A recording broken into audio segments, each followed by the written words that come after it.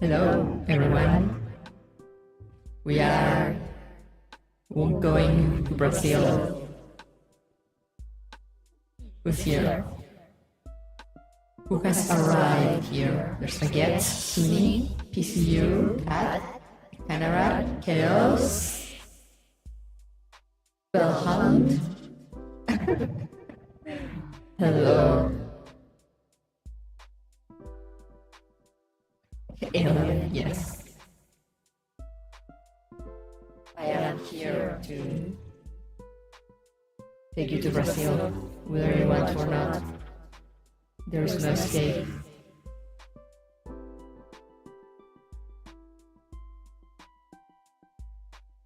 Hello, Sunny. Okay, enough. We are going to Brazil? No, we are going to Brazil. And there is no escape. We are exiled to Brazil, yes. Why are we going to Brazil? Story reasons.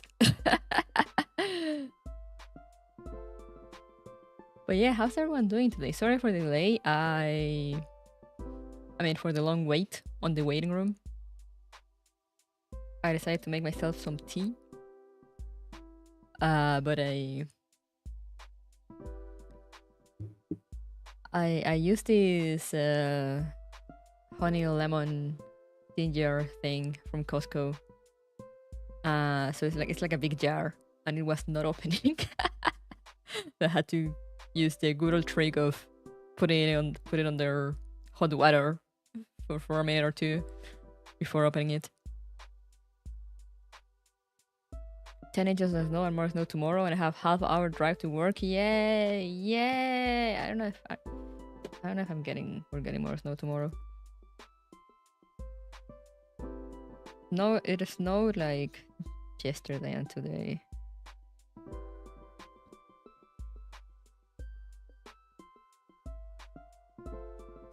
It doesn't say snow for tomorrow, but I mean, you never know. But for Saturday it says 50% chance of snow.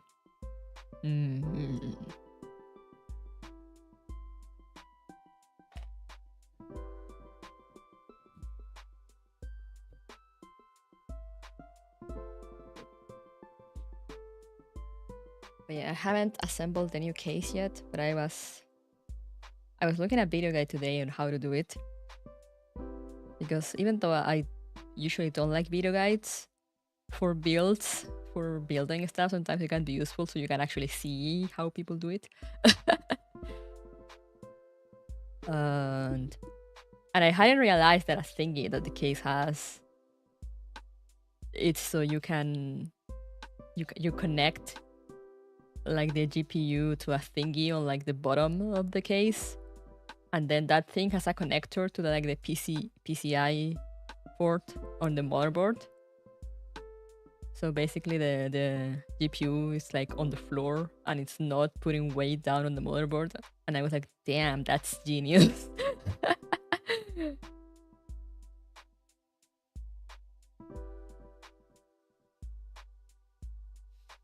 There's barely any snow here.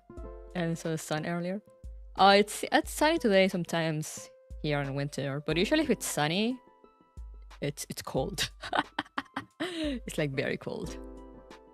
Big brain fox computer talk basically a different language and I don't understand. No. I might try to fit in because I'm getting since I got the silver case, I went ahead and got the silver wolf keycaps. And since I wanted to get a Spanish keyboard anyway, I also went ahead and bought a new keyboard.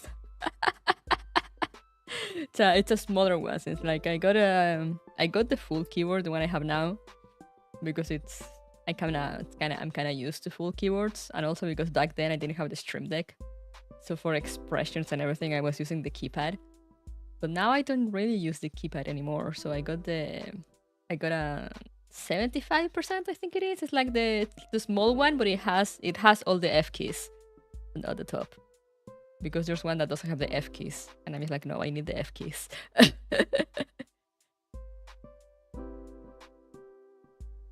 Thanks for the schedule today. Yeah, I did the schedule on Monday and then I uploaded it to like Twitter and Blue Sky and I was like, okay, I'm done. I'm gonna go play. I wanna play games. And I completely forgot to put it on like Discord and YouTube. Yeah, that's 75. Yeah, that's 75%. Yeah.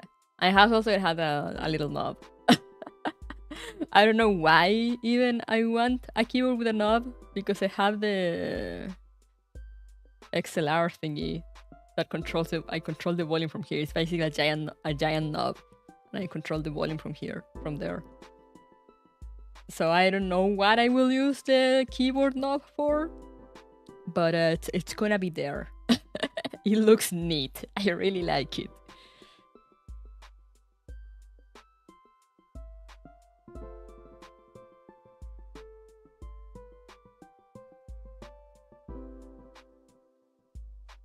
A schedule arrives exactly when it's meant to. Exactly. Bellhound understands.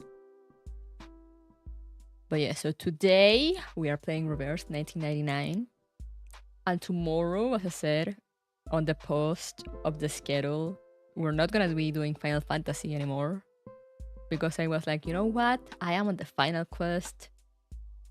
I'm gonna go fight the final boss. I probably should get like some equipment and levels and things before going into that. And I'm not gonna do it during the week.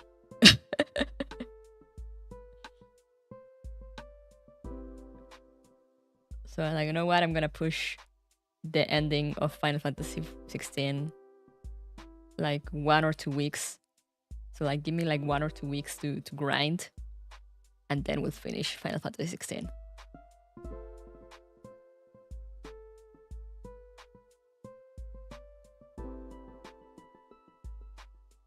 I wanna do as much side quests and stuff as possible.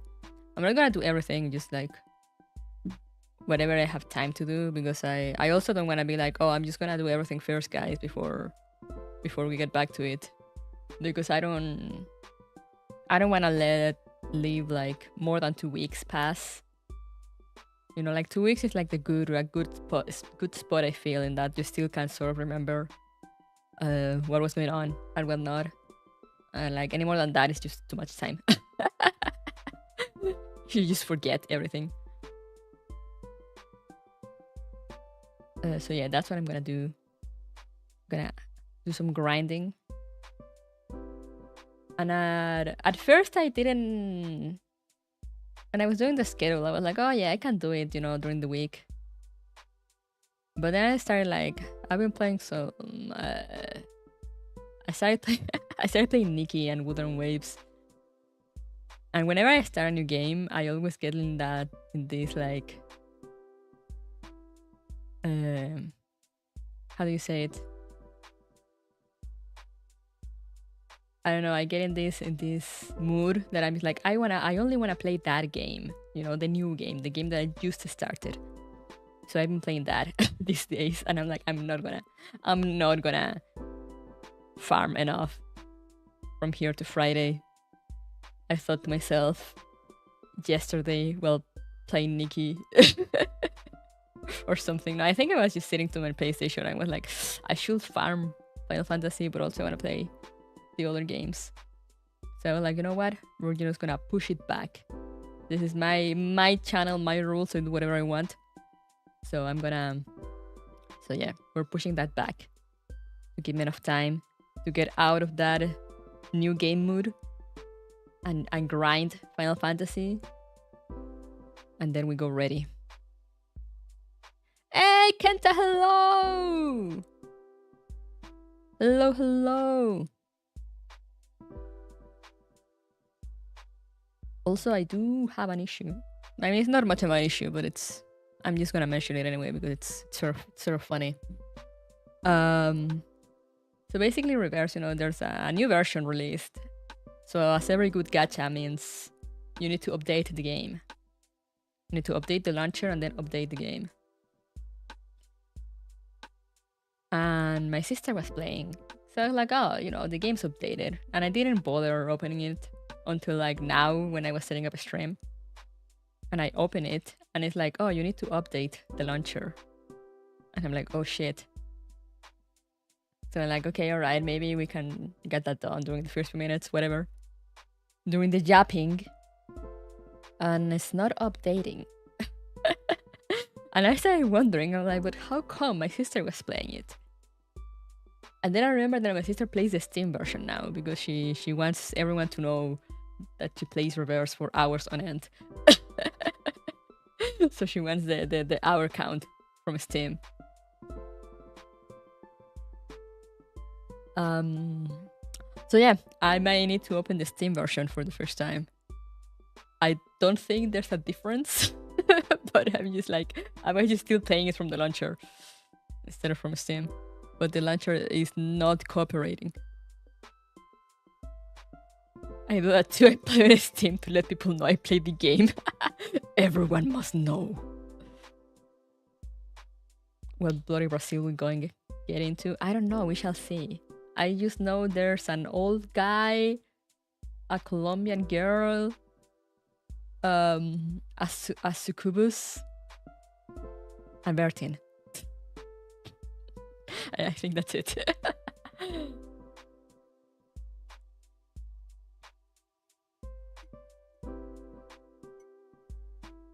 But yeah, it's we'll definitely have to do that because I've had the launcher update open for like half an hour and it's just not progressing.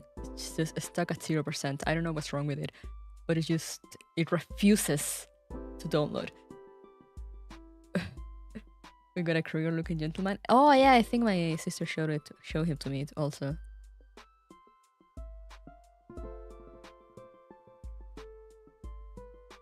Alright, Steam it is.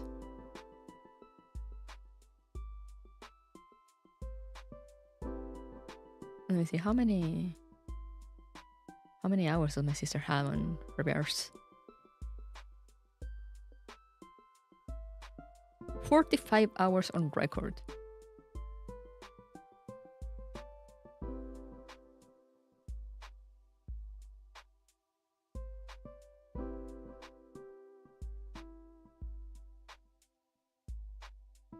Not bad considering it's only been recently added to Steam. Still waiting for it to a Steam version. Yeah, I wonder when that will come. I'm still gonna play from the launcher most likely, but I know people are waiting for it.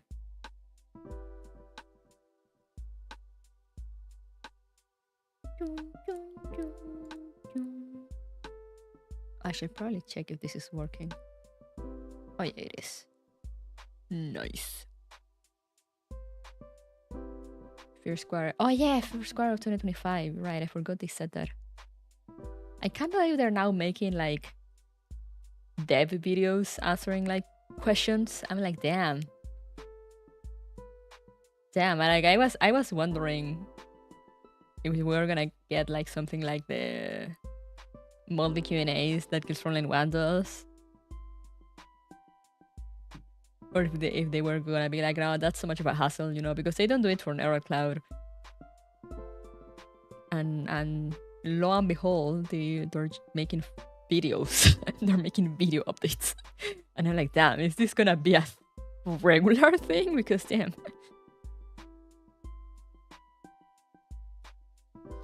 Steam does grab a portion of the sales, so I will still play reverse and Kills Frontline 2 from their respective launchers. Oh, that's interesting. Does make some sense, I guess, but yeah, that's interesting.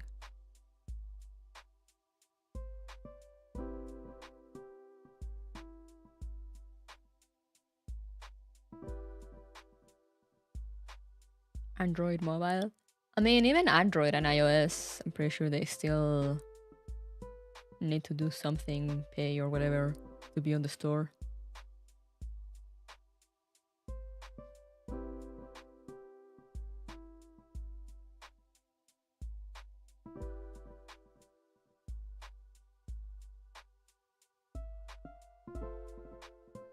Support the dev FC doesn't need more money. Exactly.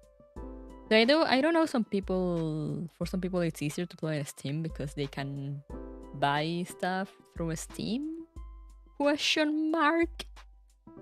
don't know, I've never understood how that works, but I think I think that's how it is.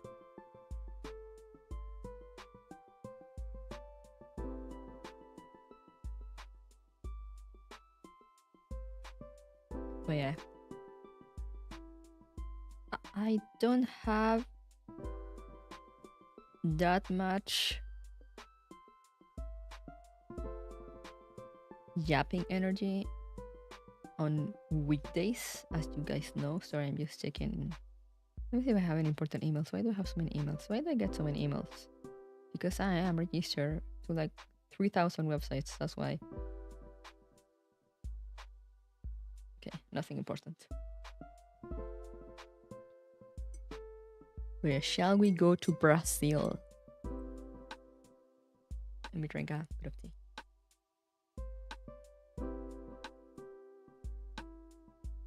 Still hot. But yeah, I'm excited. I'll show you guys pictures when I assemble the new case. I'm very excited for it, but also assembling computers for me, it's kind of a mixed bag because I really like, you know, like putting things together, as you can see from the Lego streams. But usually assembling computers tires me a lot. The whole like putting the parts out and then in, I gotta be careful, and I don't really have a good place to do it. I might honestly, since I need to, I can't put, I have the secret lab desk, you know, there's a desk, a standing desk, goes up and down, and it has, you can buy a monitor mount from it that you put on the leg of the desk, so you know it raises along with the desk, so you don't have to worry about the cables, and you know you get all the desk space on top. But I might need to put it on top now because it does not fit on the monitor, on the tower mount, on the computer mount. It's too thick, the case, so I'll have to put it on top on the desk itself. But that also means that I have to move like the entire rest of the setup, like the monitors and everything, a little bit more to the side to make some space. So I'll probably just get everything off the desk and use the desk to assemble the computer because it's the only desk, like quote unquote working desk, that I could use for that.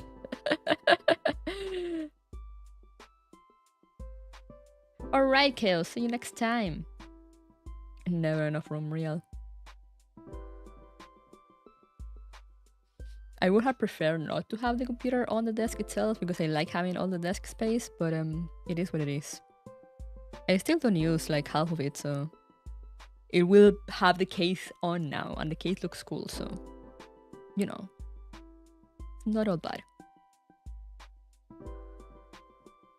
But yeah, I had to do some moving here. Gotta be careful also because I do have the Xbox on the corner of the desk. I have the desk like right next to the TV, where like all the consoles are. So gotta be careful not to push it with the monitor. But should be fine, should be fine. I will probably move also the computer, the microphone from like the right side to the left side.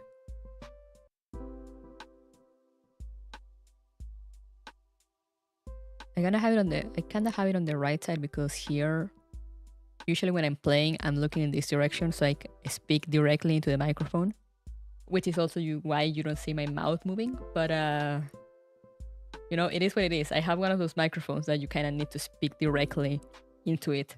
So, but should be fine anyway because I still put it very close to my mouth though. Work all, have fun with stream. Thank you. But I still put it very close to my mouth, so should be fine. We shall see.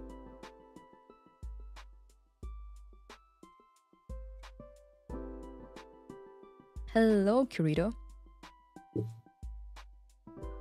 But yeah, with that said, let's open the game and see about logging in. I've never before in my life opened the game from Steam.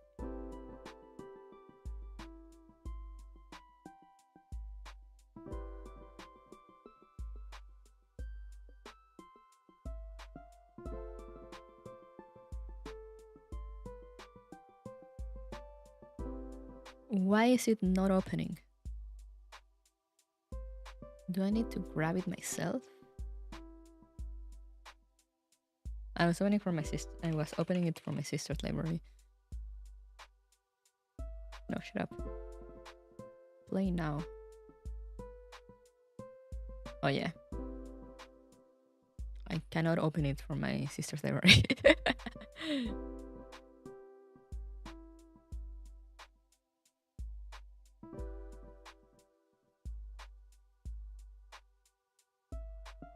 Why?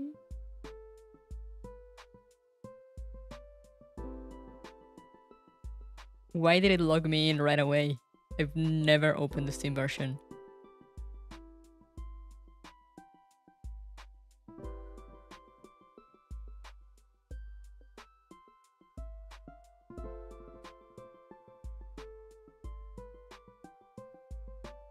It knows. I don't even use the same email.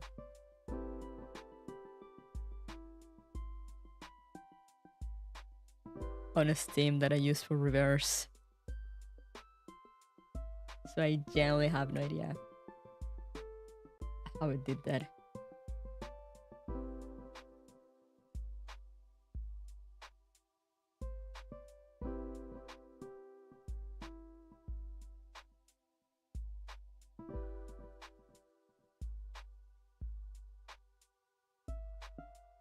They always know.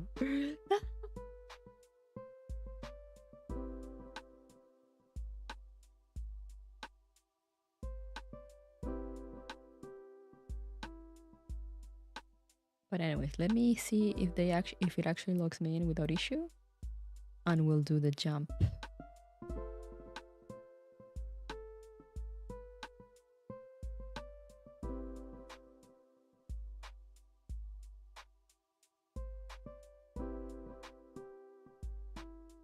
Why is it showing the Regulus intro? Oh, it's okay. No, yeah, the skins do that. Oh, sorry guys, you missed that. I was like, what's going on? What's this?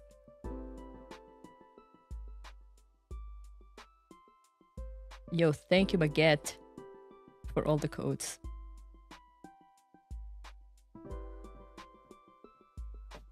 I love that one of the codes is me again. And I'm like, yes, Baguette, it is you again.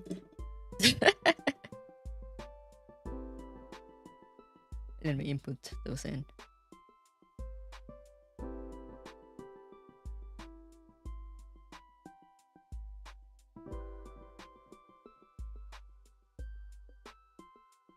Elusive home. Me again.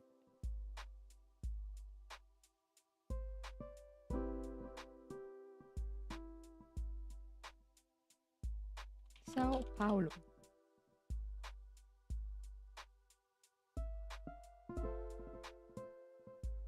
Miss Kimberly. And a wind up toy. Alrighty, we got all the codes. They got so many codes when in the special. Yeah, they gave out a lot of codes. It's so funny because reverse for me it's one of those games that, you know, they give out so many codes like all the time that half of the time I can't be bothered to actually go and get them. You know, since I'm not the kind of person that logs in every day. Though I will have to do it now because I need to farm currency to pull, because I want like every single character that's coming out in this version.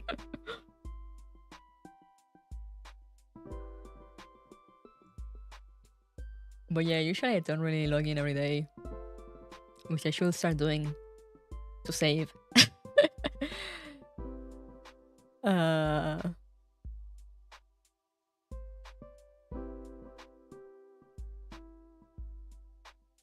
yeah, like, damn, another code. Next time I should just put it here so you can copy paste it. True. On a tangent, I saw we're getting another Sanctifier on PNC. Oh yeah, we're getting Angelus. We're getting the new event already, and I haven't read the last one because it's all machine translated and broken. And I'm waiting for them to fix it. But I think it looked like they're gonna fix it at the same time that they release the new event. So we'll probably be reading the past event while I do the new event. And then we'll be reading the new event. Or something. I don't know. I have to see also because the event now seems like be doing like memories. But I mean, it is a main event, isn't it? So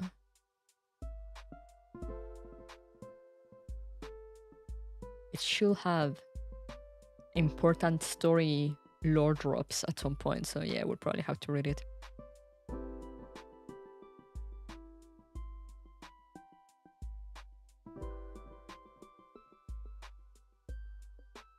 But yeah, next week, hopefully I can finish Gears Online Zero Charge this Saturday and do Gears Online 2 on Sunday. And then next week we should be caught up with Gears Online 2 main story. So then the following week we can read the Diane event. But we'll see how that goes. There is some time, so I'm not that worried. But yeah, I definitely won't. I don't think we'll be reading, or like I'll be reading the Diane event on release, since I still have to read up to chapter 7 and 8 that should come out alongside Diane.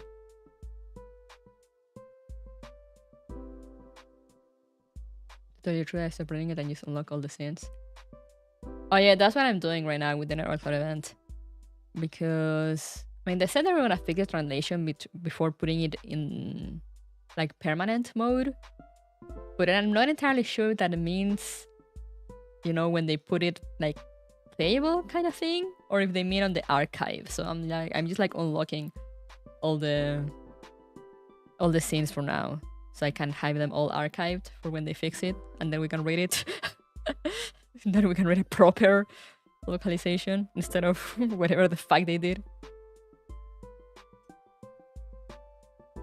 I still don't know how that went through. I guess they were too busy dealing with the whole drama between Gears Online 1 and Gears Online 2 writers.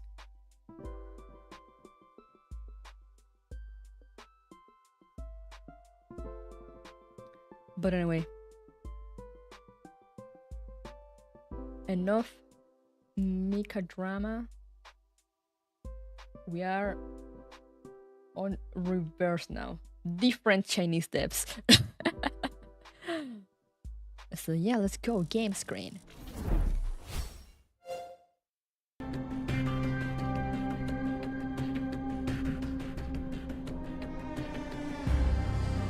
Look at all the colors.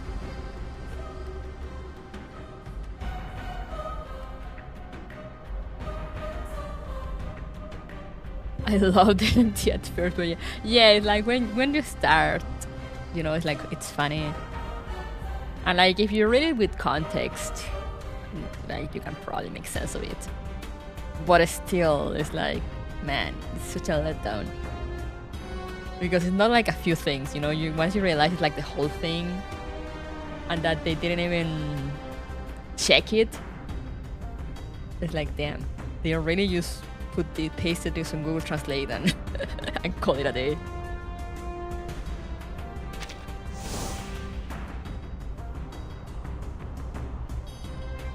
Oh yeah, they're Reverse 1999 keeps proving to be one of the most generous gachas to ever gacha. They're giving away a free 6-star that you don't. I mean, it's at random, but it's warranted to be one that you don't have. It was 5 p.m. on a Friday, we've all been there. So yeah, let's see who I get. I am missing a few, so...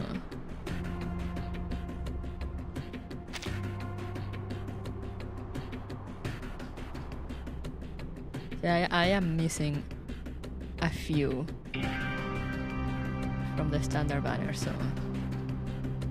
Let's see who shows up.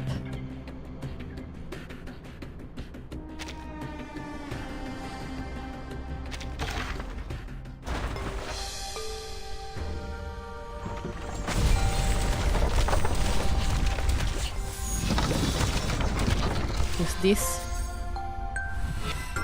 Land? Oh! I am Druvis III. It's my pleasure to meet you. You said I didn't look very pleased? How about now? We love Druvis in this house, so...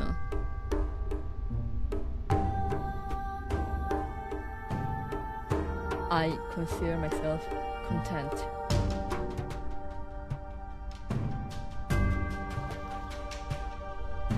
Want to hear what a lullaby sounds like when it goes wrong? Woohoo! Thank you, thank you. Also, look at that art. Look at that art. Sheesh. I kept reading a Mangola alone and it took me a while to understand it was referring to my Grosea, I think. Damn.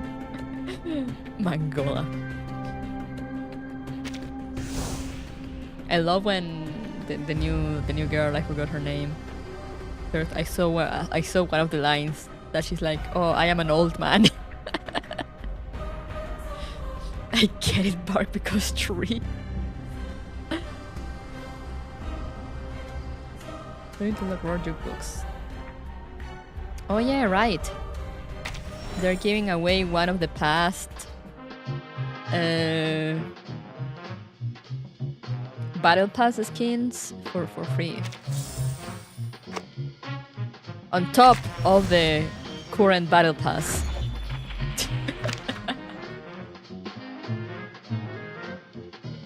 I'm gonna buy this eventually because I love Yenisei. I'm gonna buy all the summer skins at some point.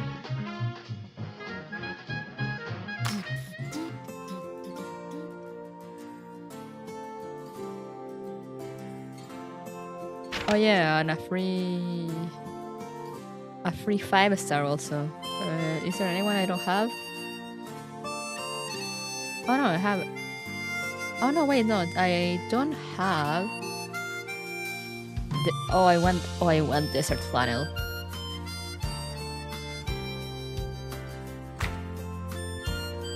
I love her too much in the event.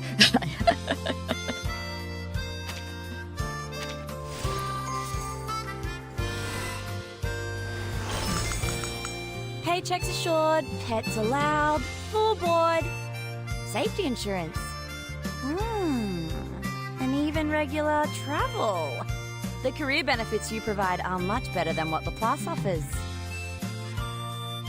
Thank you, thank you. Oh yeah, and a free 10 pool for the limited character, as they do. On top of these 10 pools that they give over 10 days.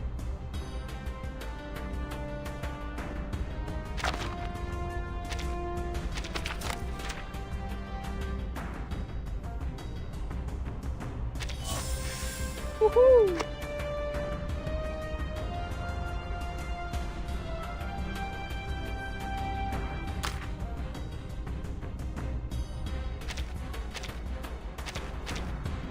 But yeah, I usually don't like... It's funny because usually I don't like summer skins in gachas. But like, look at these ones.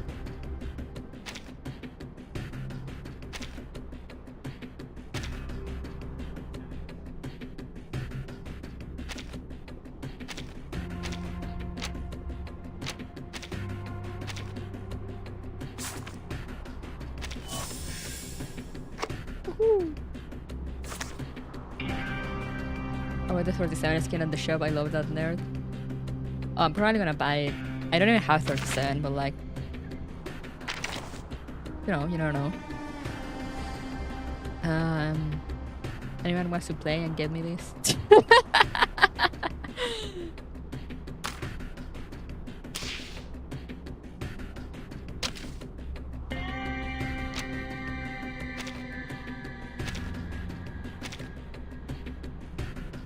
But yeah.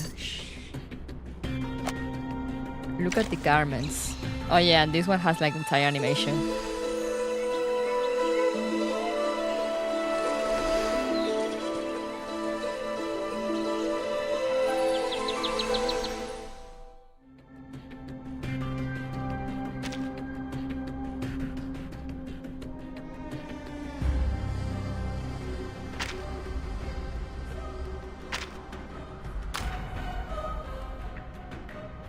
Look at her. They're so pretty, and like the background is so beautiful.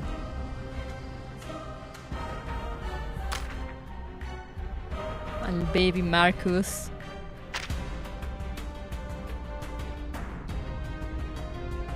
Finally touching some grass. And then my man, look at him. Shirt open. Being one with nature.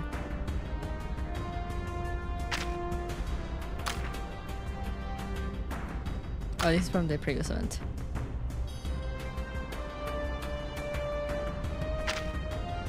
Look at my man.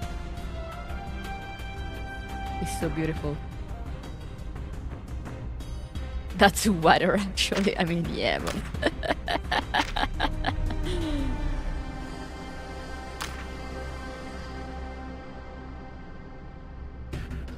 Oh, and there's also... Now you can get critters in the wilderness.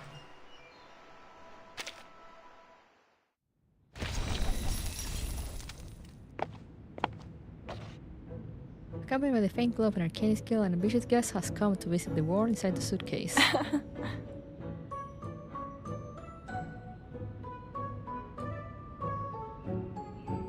Hello. I'm just gonna read this. Nice to meet you, Miss Winifred with 13. I have to say this song is even more magical and imaginative than I expected. What's with the little guy you have there? Yes, the sun and air are quite ideal. The children are going to love it here. Loretta? Okay. It's fine. Oops. How is Bertin fine with everything?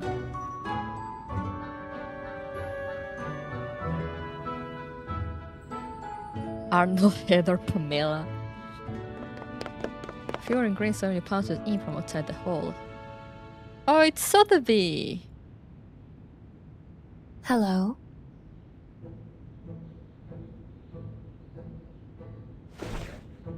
He's just a little guy. She hastily crosses to them and turns tail before finally remembering her current mission. Alright, ladies, have you seen a strange creator at all? I think I know who you're looking for. Martin is always fine. Yeah, I don't know how she does it. I am the wilderness. Leafless, sticky, fluffy, and scratchy critters are creating a commotion. Hey?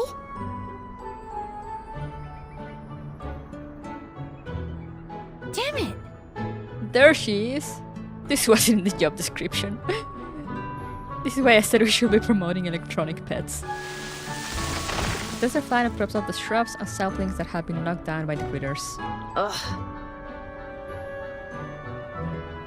Oh. Define fine? No, I mean like she's always fine with everything, you know. People are like, yo, Bertin, you know, I don't know, something's catching fire. And she's like, oh, okay, let's go put it out. Or like whatever, you know.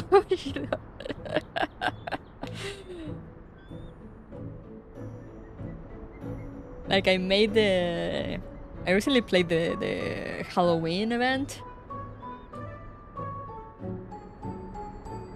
You know, they accidentally walk into a, you know, there were some teenagers recording a horror movie kind of thing. But at the moment they didn't really know, so they actually you know, quote unquote save when. Until the girl recording came out like all angry and being like, yo, what are you doing? And like she was like, who the fuck are you? Like, what are you doing here? And Bertin was just like, I'm Bertin. I don't know why that cracked me up so much.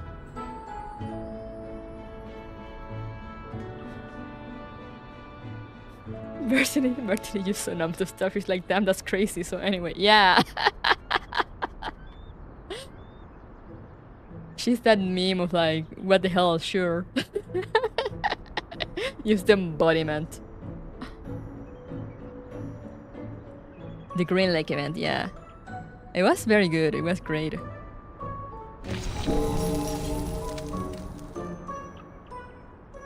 She's so jaded.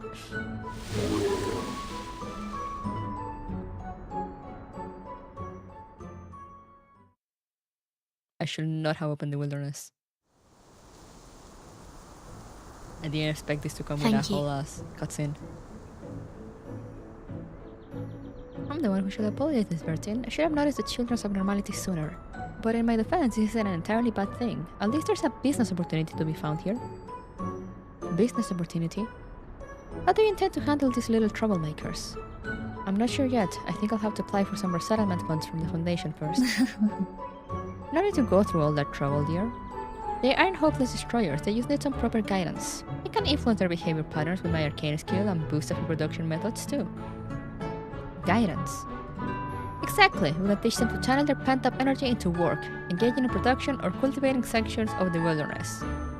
So you know how in Palworld you catch pals and put them to work? I think we're doing the same here.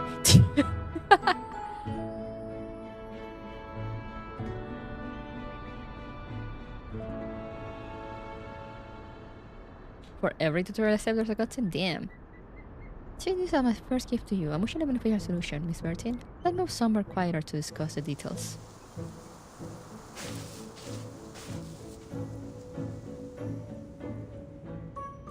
Critters are very useful creatures. They can help us produce all kinds of things that will benefit all kinds of people. They're not terrifying monsters, they're friends in a different form. Just think, if we do this, people from all over the world will come to understand critters, rather than hate them. I believe that. Eventually, they could enjoy thousands of households, just like any ordinary pet. It sounds like a feasible plan. See? Bertin is like, yeah, sure, whatever, sounds good. Let's have a try. I'm glad you think so, dear. I believe we can start a test run here, on our patch of the wilderness. Okay. Then, We'll need to come up with a name for this concept. Let's use your current company name, Miss Nubabel's Critters Rehabilitation Center. Miss Nubabel bows slightly, and the critter at her feet gives a soft whimper. I won't forget your kindness, dear. The businesswoman straightens up, claps her hands, and gives a confident smile. Now, let's get down to business. We have a company to run. Miss New Babe. Let me free!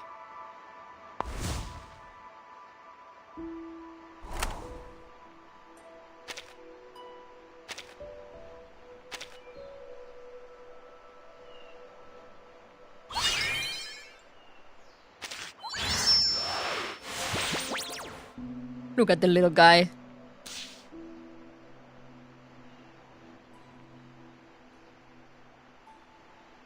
Racial talent, I see.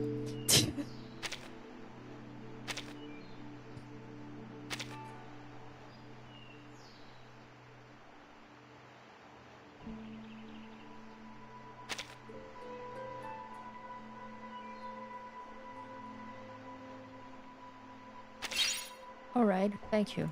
What are these? Luminous butterfly. Okay, am I free now? No! I wanna grab my things, come on. All living creatures ought to belong to some set. Strange, why do your numbers look so chaotic? Don't run, I just need to calculate a few formulas. It won't take long. 37, you scared it. oh, They're different from the critters on the island. Perhaps the formulas need to be introduced to prove them. It reminds me of the little cold pops from Spirited Away. Yeah! Ugh. Don't mow, you for little rascal. Now let's see. We are looking at butterfly for going to Brazil. Yeah, I made the mistake of going to the wilderness, and now it's throwing me in the whole new creator system tutorial. I am trapped here. Wait. Medicine pocket fiddles around, holding a solidus in one hand and a trembling carbuncle in the other, its eyes wide with fear. Isn't it obvious? These guys are challenging my expertise in biting. We've got to study their mechanism of force, achieving intensity as soon as possible. Your expertise in biting. Okay, sure. Carbuncles eat solidus too? This is research, got it? Besides, it took me ages to snatch this from Centurion. Hey, that's my experimental material, give it back. Look at this poor little guy. You didn't sign a consent to experimentation form, did you? You didn't sign a consent to experimentation form. Oh, it seems our little Pamela has made some new friends. Pamela. You're welcome. I'll send you a copy of my experimental data as well. Miss Nivabel, say I need a critter to help distribute flyers. Will this little one be able to assist me? I'd be more than happy to extend the invitation, but the decision rests with little Pamela. Give her some time. She needs calm more than anything right now. The two mutter as they leave, and little Pamela hides once more at her owner's feet. I'm sorry. Sorry, the critters in the suitcase have quite different personalities. I hope it isn't too bothersome. That's normal. The little ones are the same. They just need a bit of time to understand one another. Besides, they're providing me with great material for my future projects. The Arcanist and Miss MAIbots mutant critters, for example. Your ambition is admirable, Miss Nobabel. So, we already figured out how they operate and manage to produce a suitable batch of products. Let's expand, set up some production lines, and increase publicity. Publicity? Are you going to take a break? Of course not. Time waits for no one, my dear. A lesson I've learned many times. There's far too much to do to take a break. Think you can keep up, business partner? Of course. No, Bertin, let me go. I need to go to Brazil.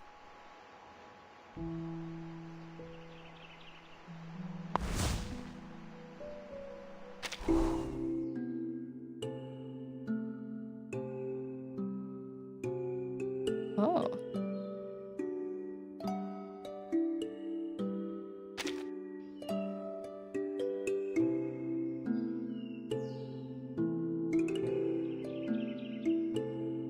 Train the critter? That's an interesting dog.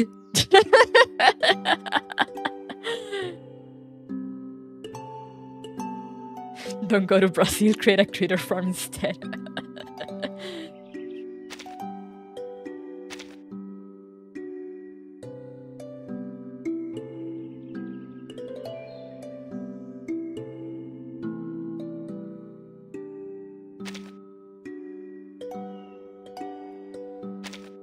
That's a rhino? No, that's a dog.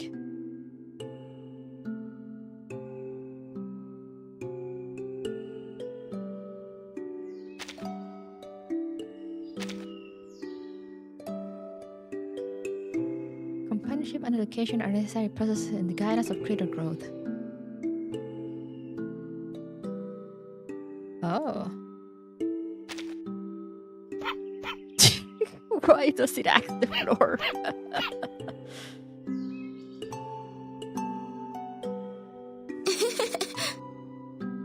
Oh my god, that was so cute. I don't think I've ever heard Sonetta laugh like that.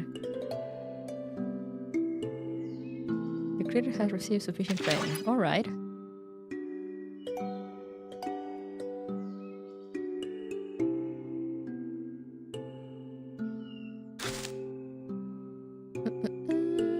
Okay.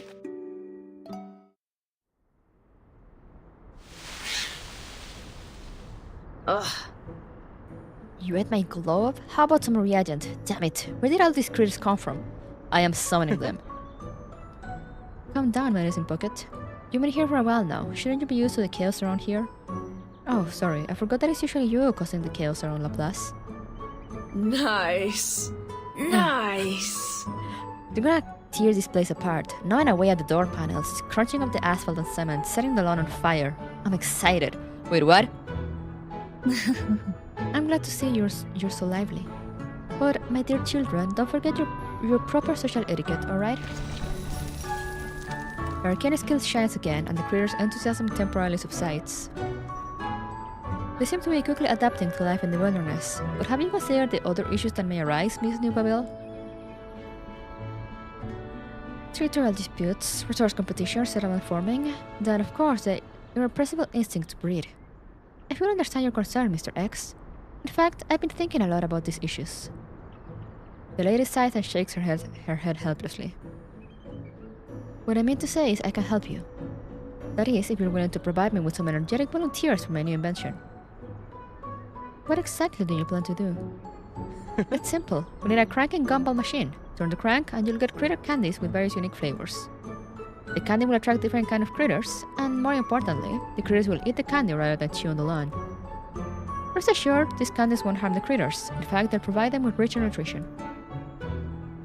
We can control the quantity, improve quality, and achieve scalable automatic production. I don't see why we can't give it a try. The only drawback, of course, is that it hasn't been invented yet.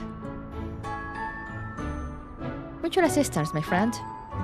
You provide me with a batch of energetic critter volunteers for me to analyze so that I can prepare candies tailored to different critters. And I provide you with a fully functioning cranking gumball machine.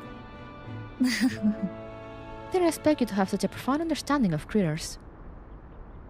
The sharp-eyed businesswoman sizes X up with interest. Well, I don't exactly... I have to admit, a certain butterfly has provided substantial assistance in this research. Knowledge, inspiration, and a touch of mischief. He sighs as if unwilling to talk about her further. Whomst? Alright, I look forward to working with you, Mr. X. She offers a warm handshake. Who's the butterfly? Okay, can I go now? No! Turn the winder. The first winder is ready for you. Completely free of charge. Oh, I need to actually spin it.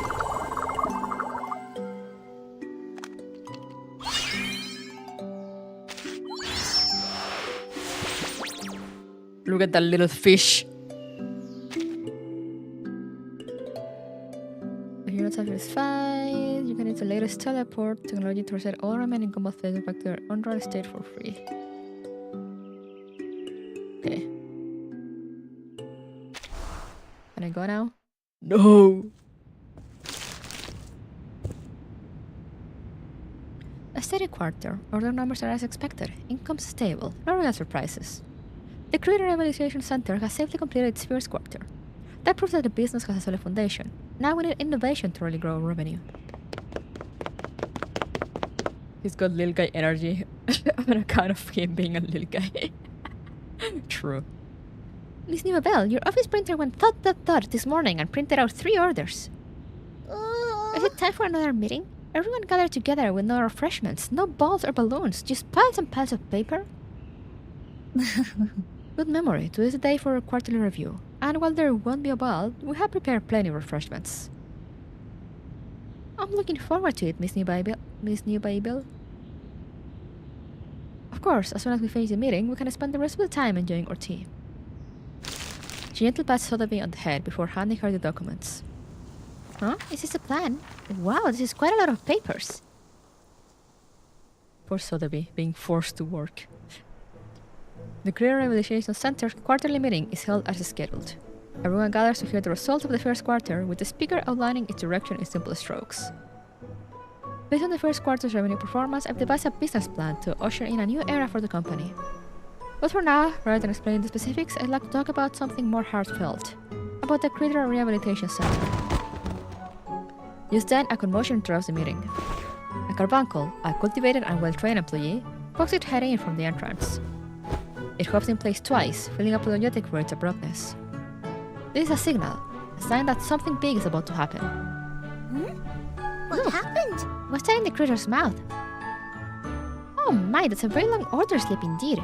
Did it drag that all the way from the printer? A stream of white snowflakes floats in from outside. Instead, we may need to revise our revenue targets.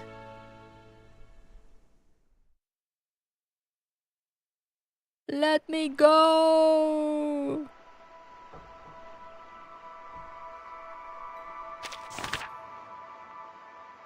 Decreases business skills and renown. Okay.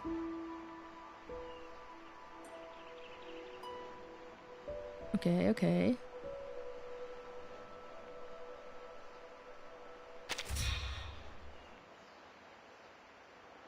How can Sotheby carry such a large hat with such an empty head? Excellent question. Some things just don't have answers. Look at these little guys. No! Mistakes were made. 1, 2 little black clouds. Do you have time for an interview now? The lively and polite carbuncle tilts his head, silent. Fine. It seems the critters here are no different from the ones outside. Not at all, Miss Barbara. Our critter friends can participate in basic potion tests, soil analysis, and simple tilling. Their job prospects are quite broad. Oh my, that's impressive. If only I could understand their language, then I could conduct an in-depth interview with them. As Miss Barbara expresses her admiration, a clever critter leaps towards Bertie's hat. Hey, wait, Mr. Critter, you can't sleep out there. Well... Sorry, that's not a suitable place for you to stay. Oh? Let's forget about this matter, shall we? The personalities of the critters inside the suitcase are quite elusive and require further interview and investigation. Barbara jotted this down in her notebook. Thank you, Barbara. Keeping journalism alive. Before long, a report on the critters of the wilderness has spread far and wide, and the domesticated carbuncles have drawn significant attention from the arcane community. We need to schedule regular media days every week. Right now, our biggest shortage is manpower, followed by promotional meetings. Miss MAIbots, the order printer is overwhelmed. There are simply too many of them. Don't worry, my dear. Excel provided us with a batch of constant running paperless printers, ready for immediate use. Constant running paperless printers? Wait, what? How does that work? Oh, excellent. And Miss MAIbots, there's one other thing, isn't there? 7:30 p.m. in the garden. We're watching the premiere of Miss MAIbots together. Is that it? It's written down in my schedule.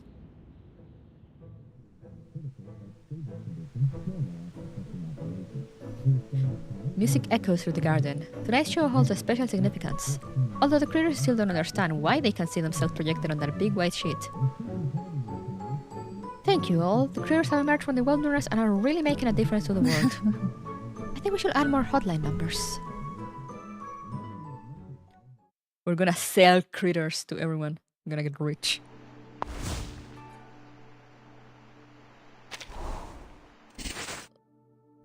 Oh, wait. You actually...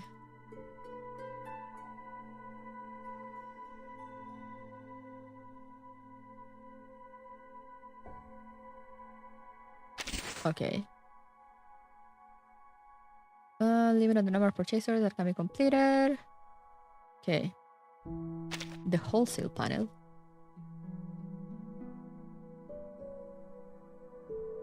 Alright, I see, makes sense. Can I grab my stuff now? Woohoo, I'm free! What is your progress? Okay, I'll continue exploring the critter world later.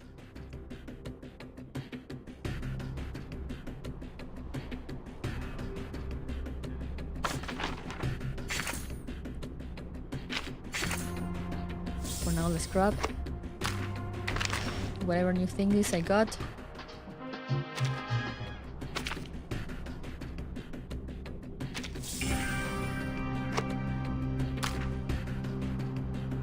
And now it's time. Now for real. It is time to go to Brazil. Kill her. No. Kill Vertin.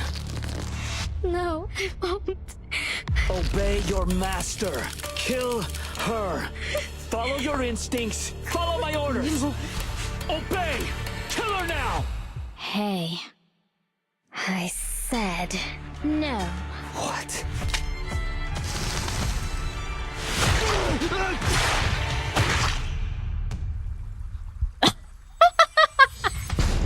That is a hell of a start. Arcana may be dead, but they have paved a path for us. The Apostles' Brotherhood will become their followers, undertake their trials, and embrace their grace. We all need the miracle they bestow. We will be immortal. Fire! What reason could you have to kill your own men? They mutinied and killed their superior officer. The Apostles' Brotherhood may have infiltrated our base. The Apostles' Brotherhood? A notorious gang from the streets of São Paulo. Our intel suggests Manus Vindicta's presence too. Sao Paulo. There isn't anything for me there. No dances, no feasts, nothing. In this city, Arcanists and humans live side by side. Both are equally passionate, albeit touchy. Violence is far from a means to an end here. It's a tool, and one all too readily used.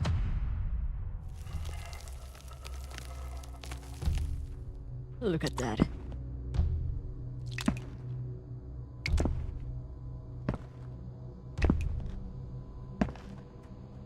Oh, this shot, it's amazing.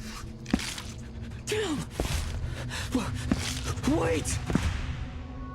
My apologies. It seems I've killed the wrong people.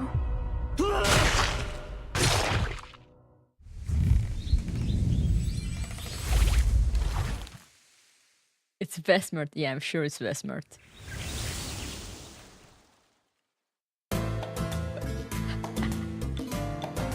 That was the trailer, guys. What do you think? Me next.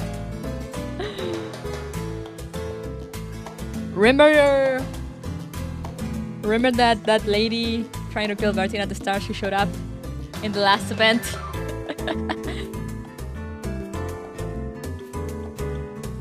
We're Cold War era, right? Let me see. 1990.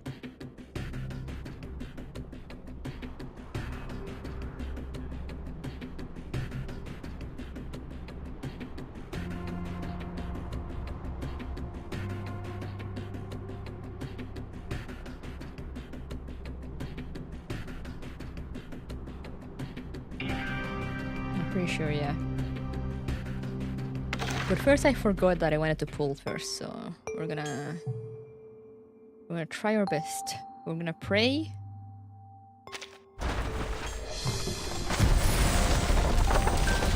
It's not fair, it should have been me.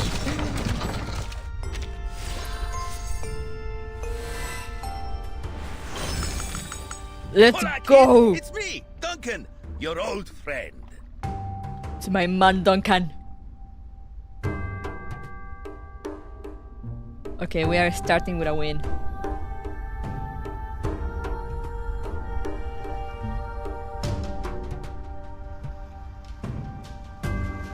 Everyone else escape.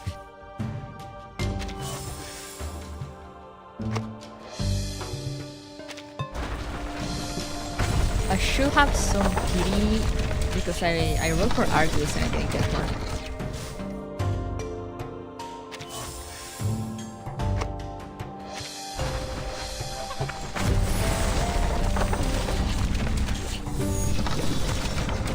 Let's see the 5 stars. Oh yeah, right, this is limited, so it doesn't carry. Hola, kid, it's me, Duncan, your old friend. Oh yeah, more Mr. Duncans. Late.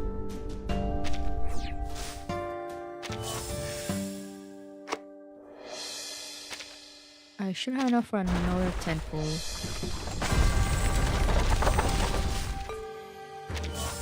But I don't think I have enough for another yet. No. How many do I need? Okay. So that's all for now. We will continue sometime. Hello? Someone forgot to turn off the TV? For now, let's go to the event.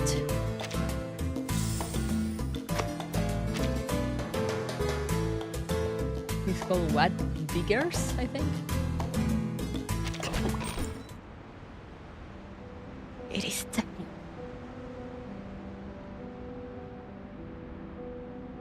It is... I forgot if they put month or day before. But it is 11:12 at 11:12 a.m. It's either November 12th or December 11th. Let's see. Unshakable justice. Facing the firing squad, you must hold onto your dignity, even as a traitor.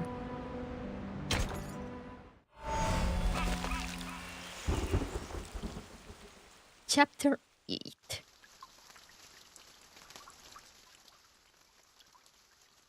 Oh, the monthly reset thing, right?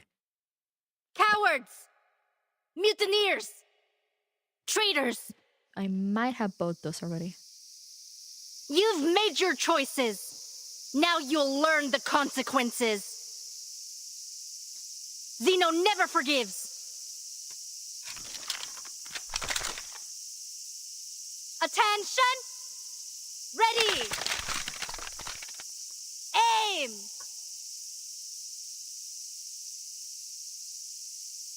Fire! All right! That's a way to start a chapter.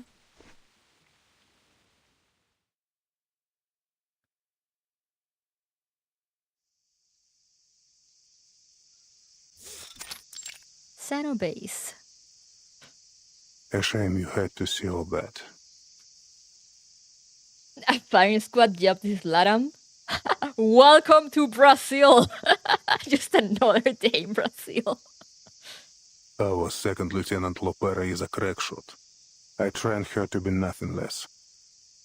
Yet no soldier of Zeno would take pride in an execution.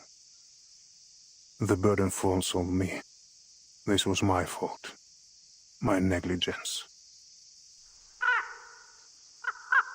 The soldiers collapse, their limp bodies falling among the weeds. Their blood stains the soil.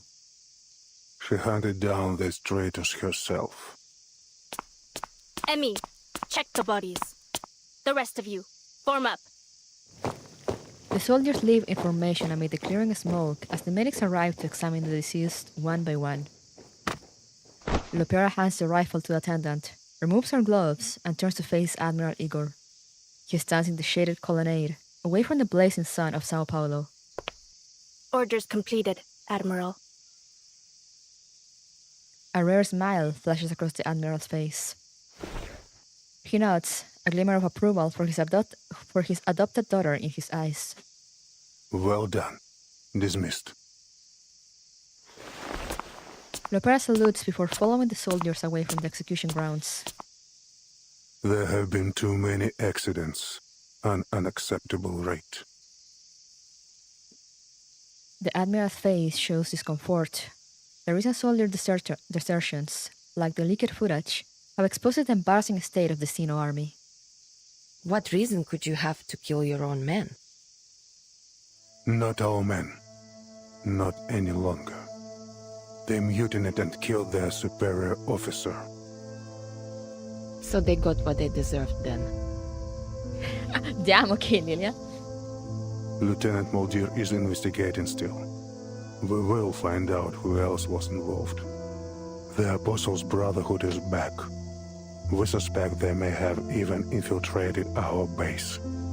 We've also received intel indicating Manus Vindicta's presence in São Paulo. Manus Vindictae? I'm not entirely surprised. Intelligence suggests they are closely associated with the Apostles' Brotherhood. What I hadn't expected is that they would drop their Order of Enlightenment guys so soon. But Arcane is dead. There is no room for doubt. No one, nothing could survive a vacuum bomb. It was the Admiral's personal order to annihilate that once formidable woman. Destruction rained from the sky, and once the dust settled, it was clear that she had been utterly obliterated. The sun glistens in the pulling blood of the executed traitors. Sweat gathers on her forehead. You will become used to the tropical sun in São Paulo. The early summer heat here is overwhelming. I've been through a lot worse. Snowy mountains, deserts, and soaring eagles. Soaring eagles, okay. I do find myself thinking back to those times. It should never have been a battleground. Our business here is concluded. Timekeeper, Lieutenant Lilia, let us continue inside. You can ditch the code? No, he has to prove how much of a badass he is by having a coat in the middle of summer in Brazil. Do you really need me in there, Capitan? Otherwise, I'd like to hang out here for a bit. She gulps down some sweet liquor, but it provides little succor. It lacks the frosty flavor of the north. This drink is lethargic, but it's all the base has to offer. In Sao Paulo, soda is cheap, but rum is cheaper, and in near endless supply. I'll check on Sotheby. See you both later. Пока. Dismissed, soldier. But I caution you. Much has been abundant here. Remember our rules and keep to within the guarded areas.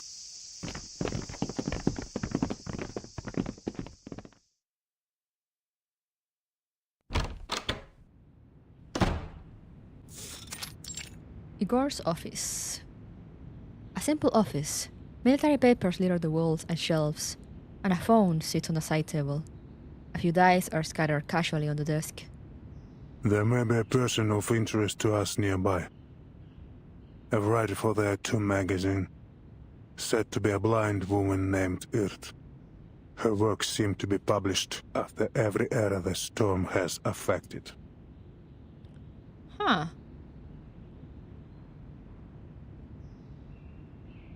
The code is a must for cool factor, exactly. It could be this is only an alias. A pen name used by a new person each time. Or could she really have crossed the storm 8 times? And somehow the storm has never affected her. Miss Barbara provided us with some information. She said the latest piece was sent from a veteran's residence in Sao Paulo. I understand they have a doctor working there, a blind woman. If so, she would match our intelligence on this mysterious tattoo writer. You should seek her out. You are fortunate to have come now, Timekeeper. Carlos, the late commander here, was something of a pain to work with. An idiot. Maybe this is why his own men rose up and killed him. He turns away. We've already dispensed with most of them. Those men you just had executed? Yes. La Pera raided one of their locations. Manus Vindicti will not be so happy to hear that, I think. You think? She was, I'm told, excessive in her work. A loose cannon.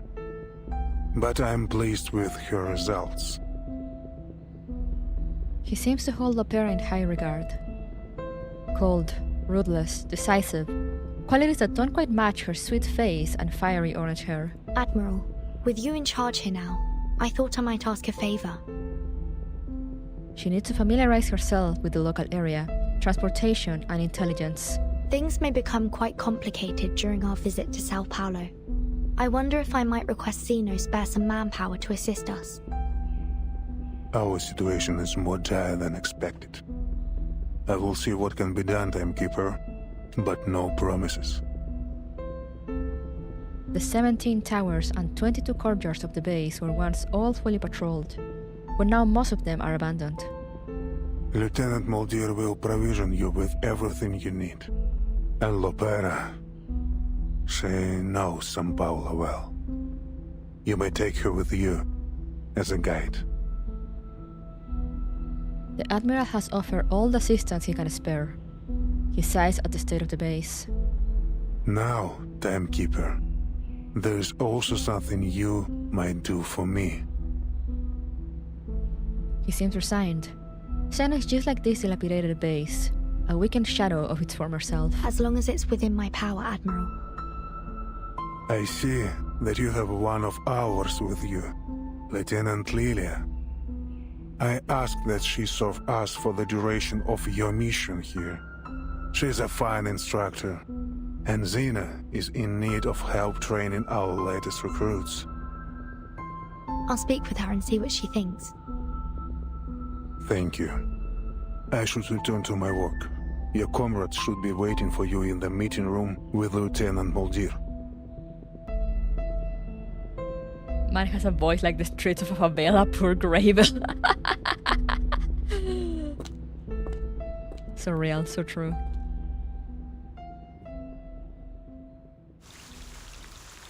To be continued.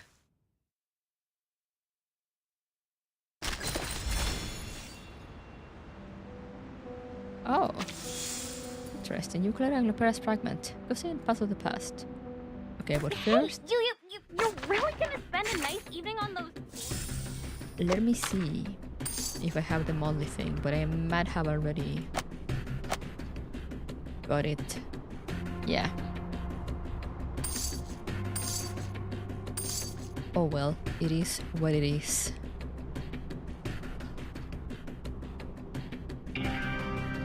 Hey, you're really gonna spend a nice evening on those boring stories? Let's continue. Or should I do this?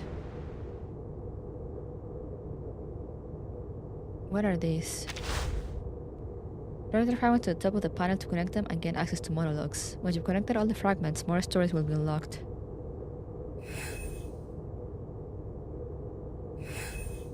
Wait, drag them where? I never thought it was a disgrace. On the contrary, it was the most honorable task Seno ever gave me.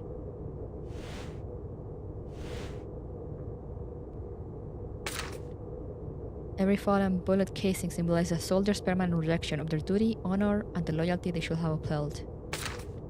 Oh, okay, so, okay, I see. I understand. Well, let's go now to 2. Same day, 11:30 a.m. A new photo of an old friend. In the reflection of the pool in rainwater, she sees an old friend.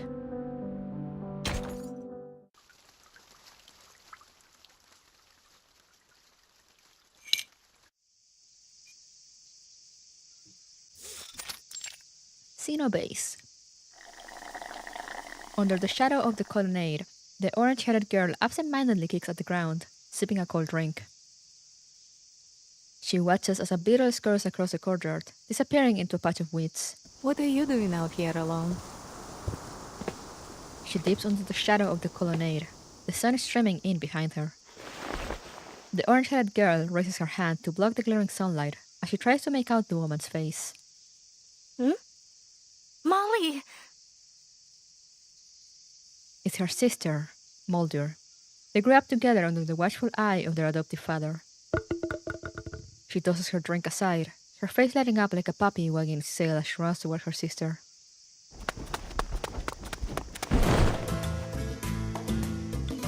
Yo, the music! At ease, soldier.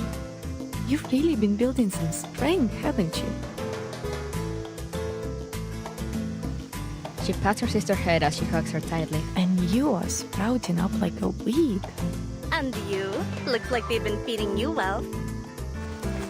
Returning the favor, she slips her hand under her sister's shirt and pinches her soft belly. Better!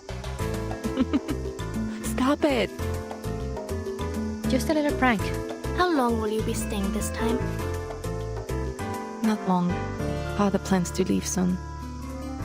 Who wants to bet she either dies or betrays them or something?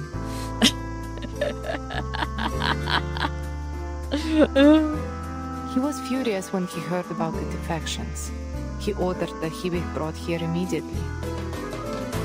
As the Admiral's most trusted lieutenant and child, she was accompanied him to the Sao Paulo base. Ah, perro, salió la guitarra. Perhaps you might leave with us when the Museo arrives. She seems hesitant.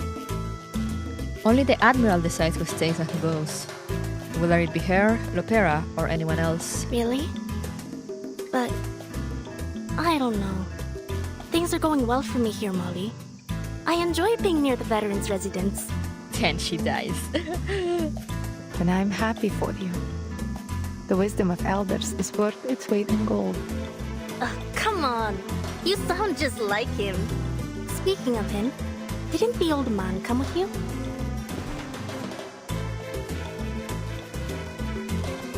She looks around, but Admiral Igor is nowhere to be seen. He's still with the timekeeper, in his office. Ah, so you snuck out just to see me? Did you really? You did! No. I came to, weed. The grounds have gotten so messy since the shutdown. I'm sure. Weeding. A ridiculous excuse. Who will bother to traipse through all these desolate corridors just to pull a few plants? You're lying. Those ears of yours are scarlet red. This has always been one of her difficulties. Her face may be steely, but her glowing red ears always give away the truth. That's so cute though. Alright, no more joking. We should get to the meeting room. Our Foundation guests are waiting. I would like to get back before they realize I've slipped away. Alright, but while we go, let me tell you about the prisoner we captured during our raid. And the strange little sheep in a bottle. Amid the grass, a hummingbird watches the two as they walk away, talking and laughing together. It turns its gaze toward the tower in the south of the base. Waiting, huh? Interesting. Interesting excuse. Meeting room. The room is simple, sturdy and clean. A military room through and through. Sotheby and Lilia are idly looking around the reception room. Photographs of veterans are proudly hung on the wall. They are arranged in chronological order. 1968. The soldiers look grim. They avert their eyes from the camera. A hollow look within them. It was a victory without flowers or honor. Izmir. I've never heard of it. I wonder if they have any Abang Akas there.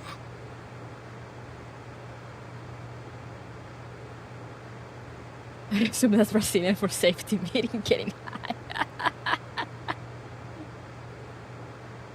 In one photograph, soldiers stand in formation under a row of date palms. They gaze off into the glimmering coastline. 1986. Rio de Janeiro. Rio. Hold on! Is that... Rio de Janeiro. Among the soldiers, she spots a face that is all too familiar. Mr. Carson? Oh!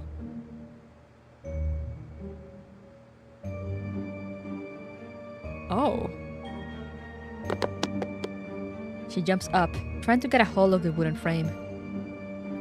Mr. Carson disappeared in the storm of 1929. Oh, you have friends in Rio?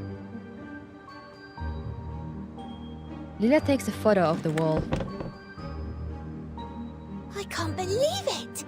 That simply must be Mr. Carson! She will never mistake him. He looks livelier than before. His hair is darker and wilder, but his features are unmistakable those of her dear butler. The storm. I saw him. He dissolved. Mr. Carson? What, you mean this old geezer in the photo? What are you talking about? Maybe they just look really alike. Sotheby nods her head fervently. Why, this must be Mr. Carson. Is Ria dumping grounds for stone survivors? New lore just dropped. Well, the storm doesn't actually erase people from existence, it just drops them in random places of South America. There's no two men in the world that could look so alike. Could it be a doppelganger? Or an evil twin? But then, surely, Mr. Carson would have mentioned a twin brother. Even an evil one. Truly a worse fate, exactly. Nose? And his eyes. Though he's not wearing his glasses. But I know those wrinkles. Sotheby continues to talk to herself. The man in the photo looks just like Mr. Carson, save for the smile on his face. The stern old butler will never smile like that. I have to look closer. I must be mistaken. But he's so very like the Carson I remember. Like a potion in a bottle, 1,001 questions bubble up in her mind. She almost presses her nose against the dusty glass of the picture frame as she tries to make out every detail. Maybe then, Mr. Carson could still be... The dust has gotten into her nose.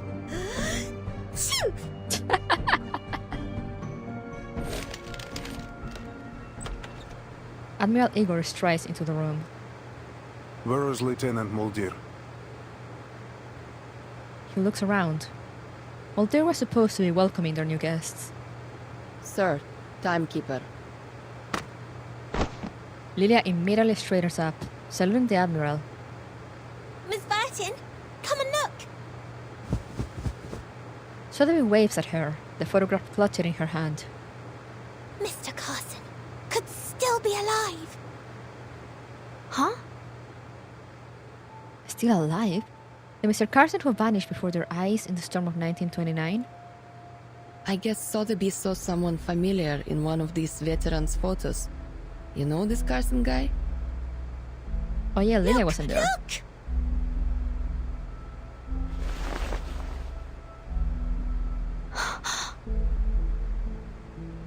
How could it be?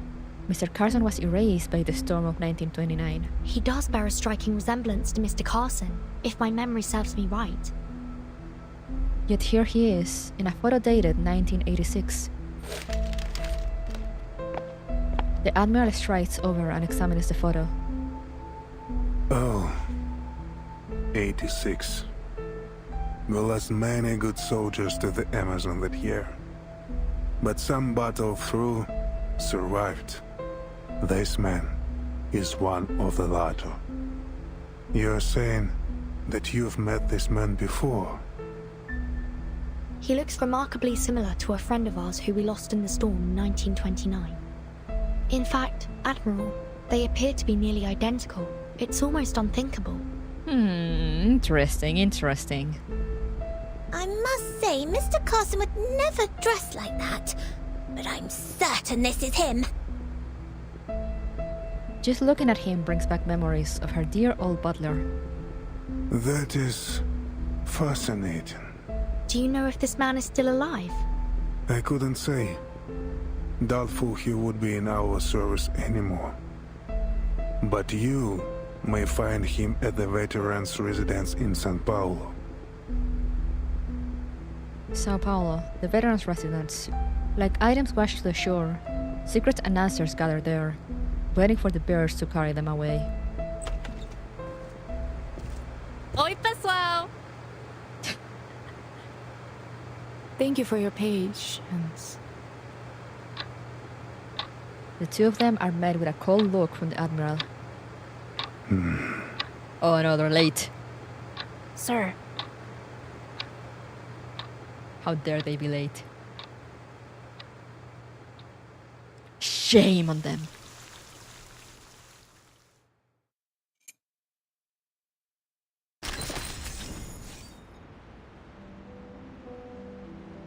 Okay, now they're all...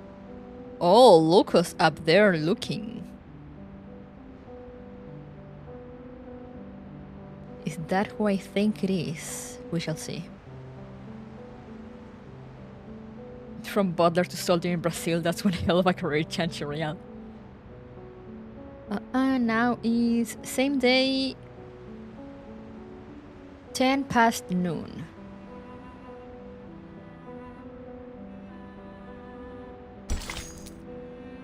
The Minotaur. Following the thread's guidance, she finds a way out.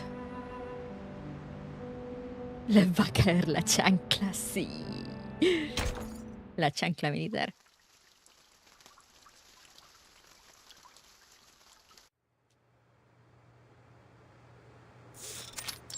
They have a helicopter pad in the courtyard, yeah.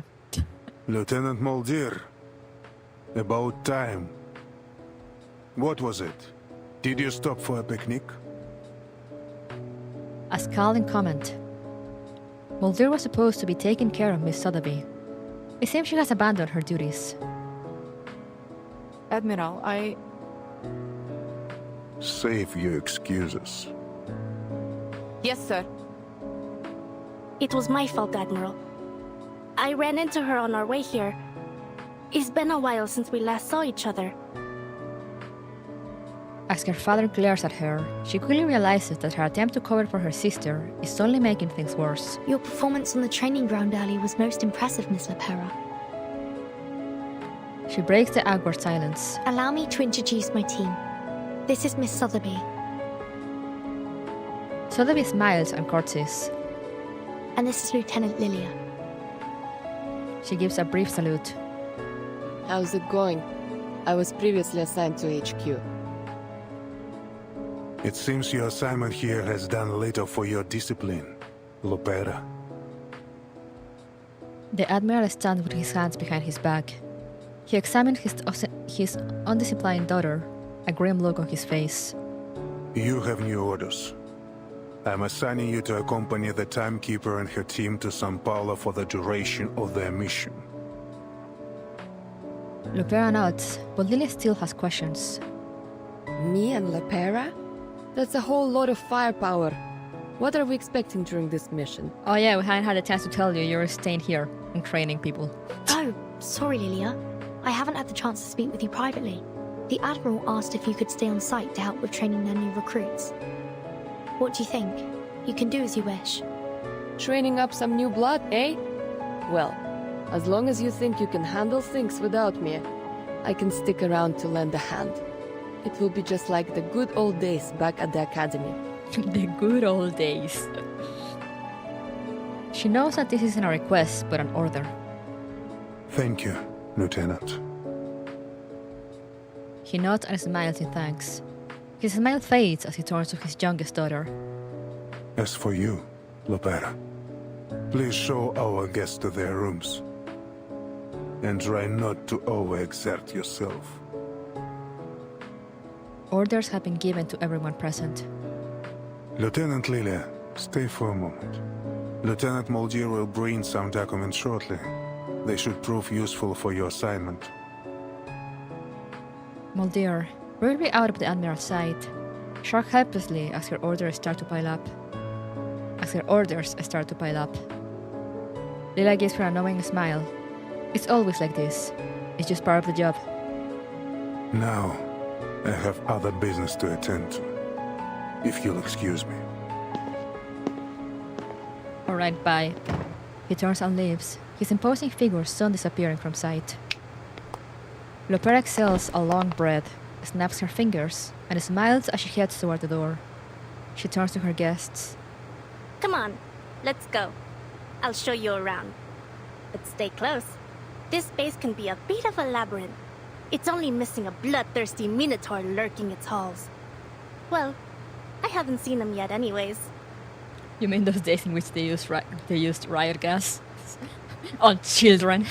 Yeah, good old days.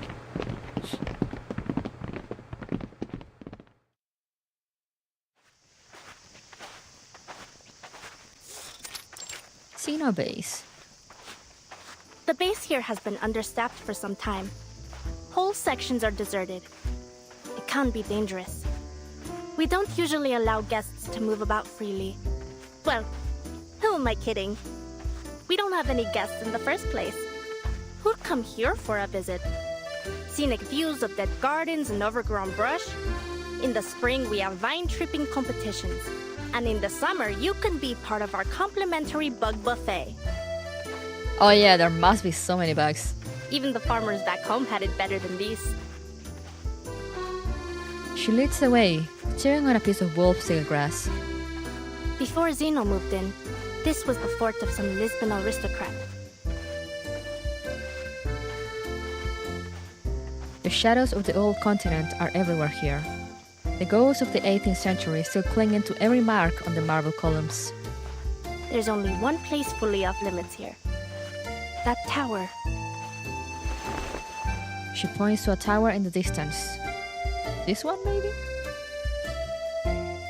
The ones in which they let children experience the storm firsthand. Oh yeah, also good old times.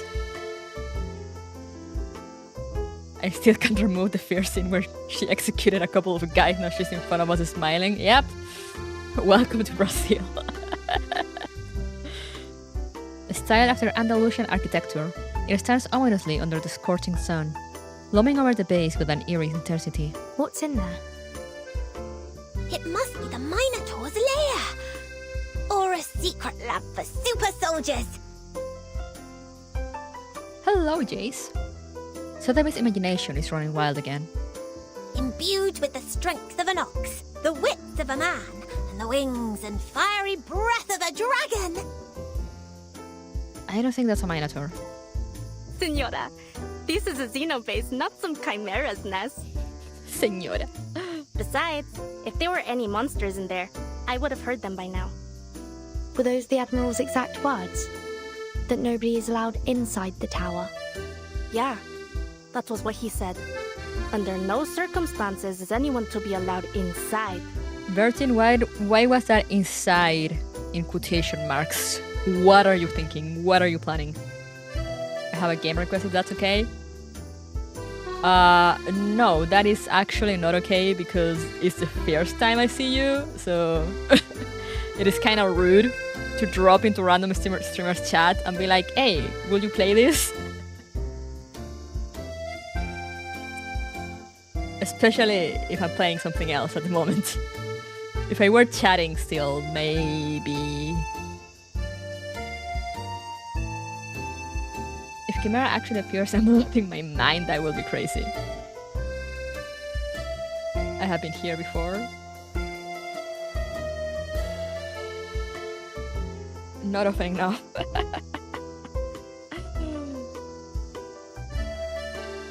Still, it's weird.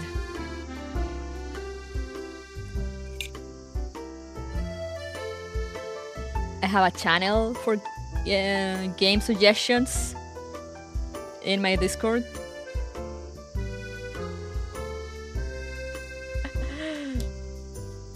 I have a bad memory, so I mostly remember the regulars, you know, people that show up very often. So the more you show up, the more I remember. It's funny actually because I remember the first few times I streamed. I had so much trouble remembering everyone. I was like, damn, people.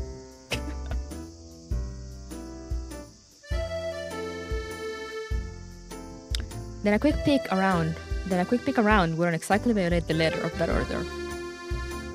Of course. Miss Vertin, are you thinking what I'm thinking? Of course. Is there treasure inside the tower? Let me say this again. There are no monsters in that tower. Okay, but now you got me curious. And I am under orders to escort you directly to your rooms. She blinks. Clearly, curiosity isn't only in the hearts of these new guests. But if we were to say walk a bit too close and accidentally provoke some nearby creatures... Oh no, she's in on it too now. Mischievous critters often wander into the courtyards, and these ones have appeared just in time. Oh, how terrible! It seems trouble has found us.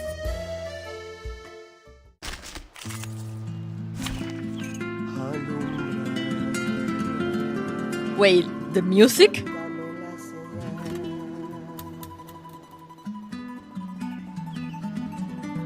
Okay, damn.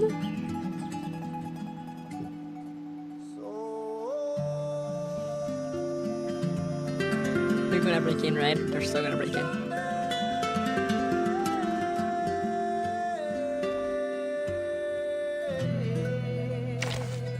Temazo.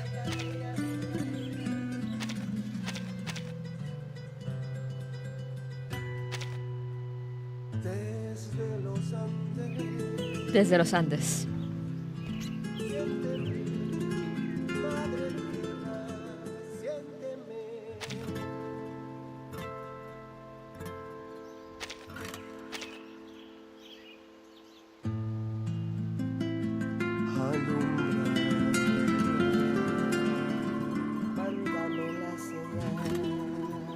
Was not expected to go into haste instantly.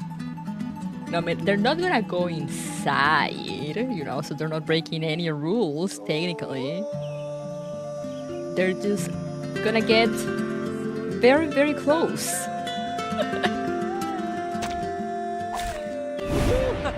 The hunt begins! Oh shit, I was not expecting it to pick up.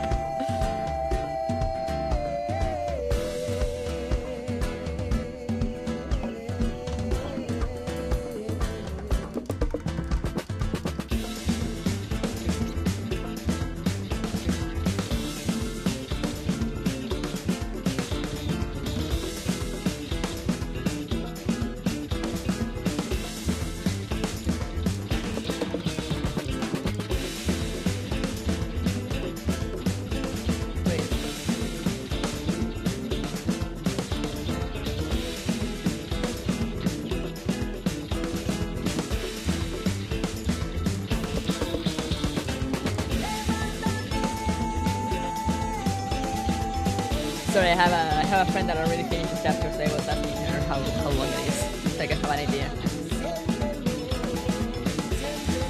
Please don't change Reg, I want to see her all if possible. Alright. I don't know why they're singing in Spanish in Brazil, but we take those.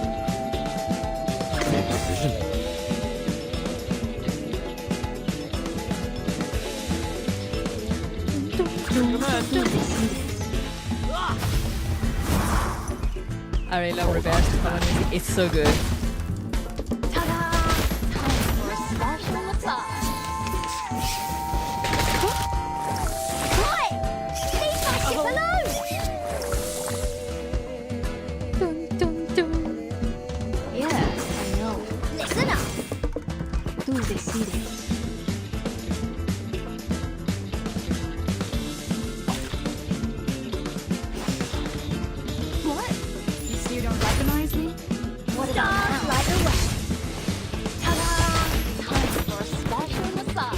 I kind of forgot these chapters. They're not as weak as they are in events.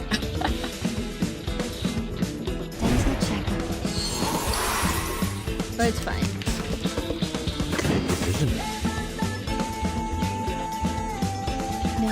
Woohoo! Stay cool! Everyone.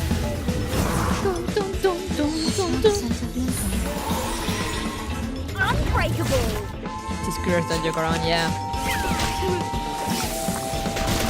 Also, as I saw a post on Twitter that was like, the critters are now woke. It was so funny.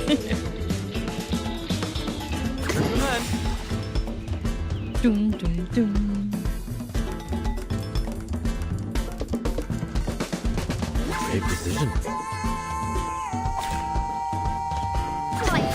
There's her ult. Everyone. That's the sound for a new era.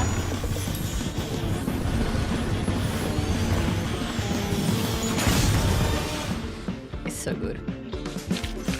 They are much naughtier than the Foundation's kids.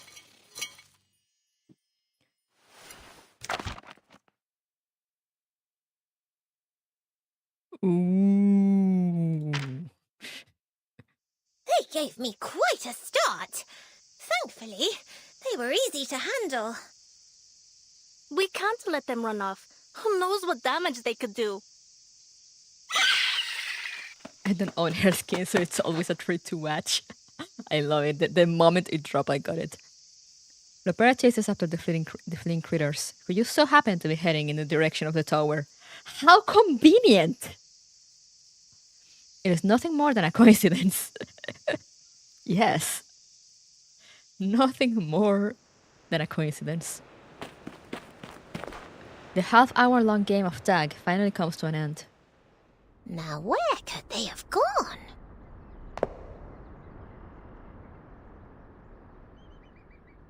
She searches for the colorful critters, a serious look on her face. In her concentration, she bumps into a wooden door flanked by lemon trees. It may well be possible they fled into the tower. The door stands at the base of the tower. Is this the entrance? If that's going to be the battle theme for this, then we're in for a blast, truly. Timekeeper! Clearly, this door is not supposed to be opened. Mi viejo, the Admiral. He won't be happy with this. Mi viejo. The sight of it is tantalizing. Just a touch, and it will swing open, revealing all the mysteries within. But why? Is there something hidden inside? Claw marks line the wall, and blood stains the door. Rabbit blood, bull blood, unblessed lamb blood. The wind stirs the lemon trees, filling the air with the faint scent of bay and myrtle. There's an arcane array on the door. Mi viejo. Is it to stop us from entering? Or to keep what's inside from coming out? The arcane array looks ancient. It has weakened with time. She traces the markings with her fingertips. The blood flecks off, breaking a small gap in the array. I have no idea. We're soldiers. We follow orders, no questions, as mi viejo would say. With all the flooding we've had, they probably shoved everything they wanted to keep safe and dry in there. I'm sure. Lopera. Mulder rushes from behind, putting an end to their little accidental adventure. You get lost on your way to the guest room, Spera. You know better than to be here. Your ship will be leaving early tomorrow morning. Please return to your rooms and get some rest. It's like noon. This is a military base, not an amusement park.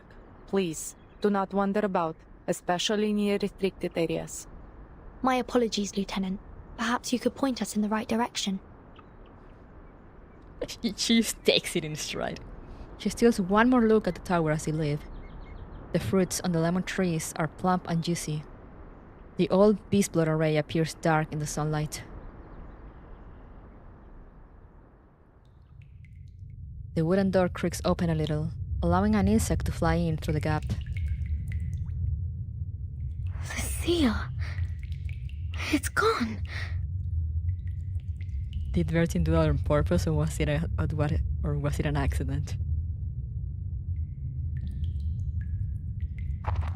Inside the tower, the sole prisoner has been quietly listening to their conversation. There's a ship leaving tomorrow morning.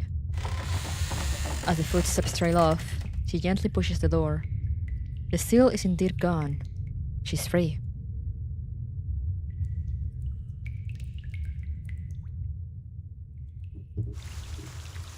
She's free.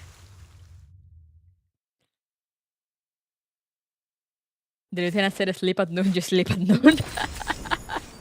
I guess.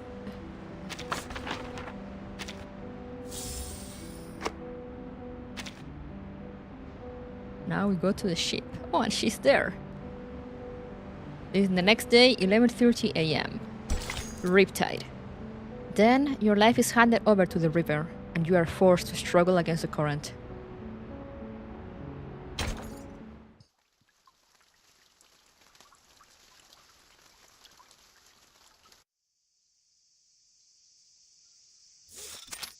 Sino base. A journey always starts with a farewell. Here, put this on, Pera. It will allow me to track you should anything happen.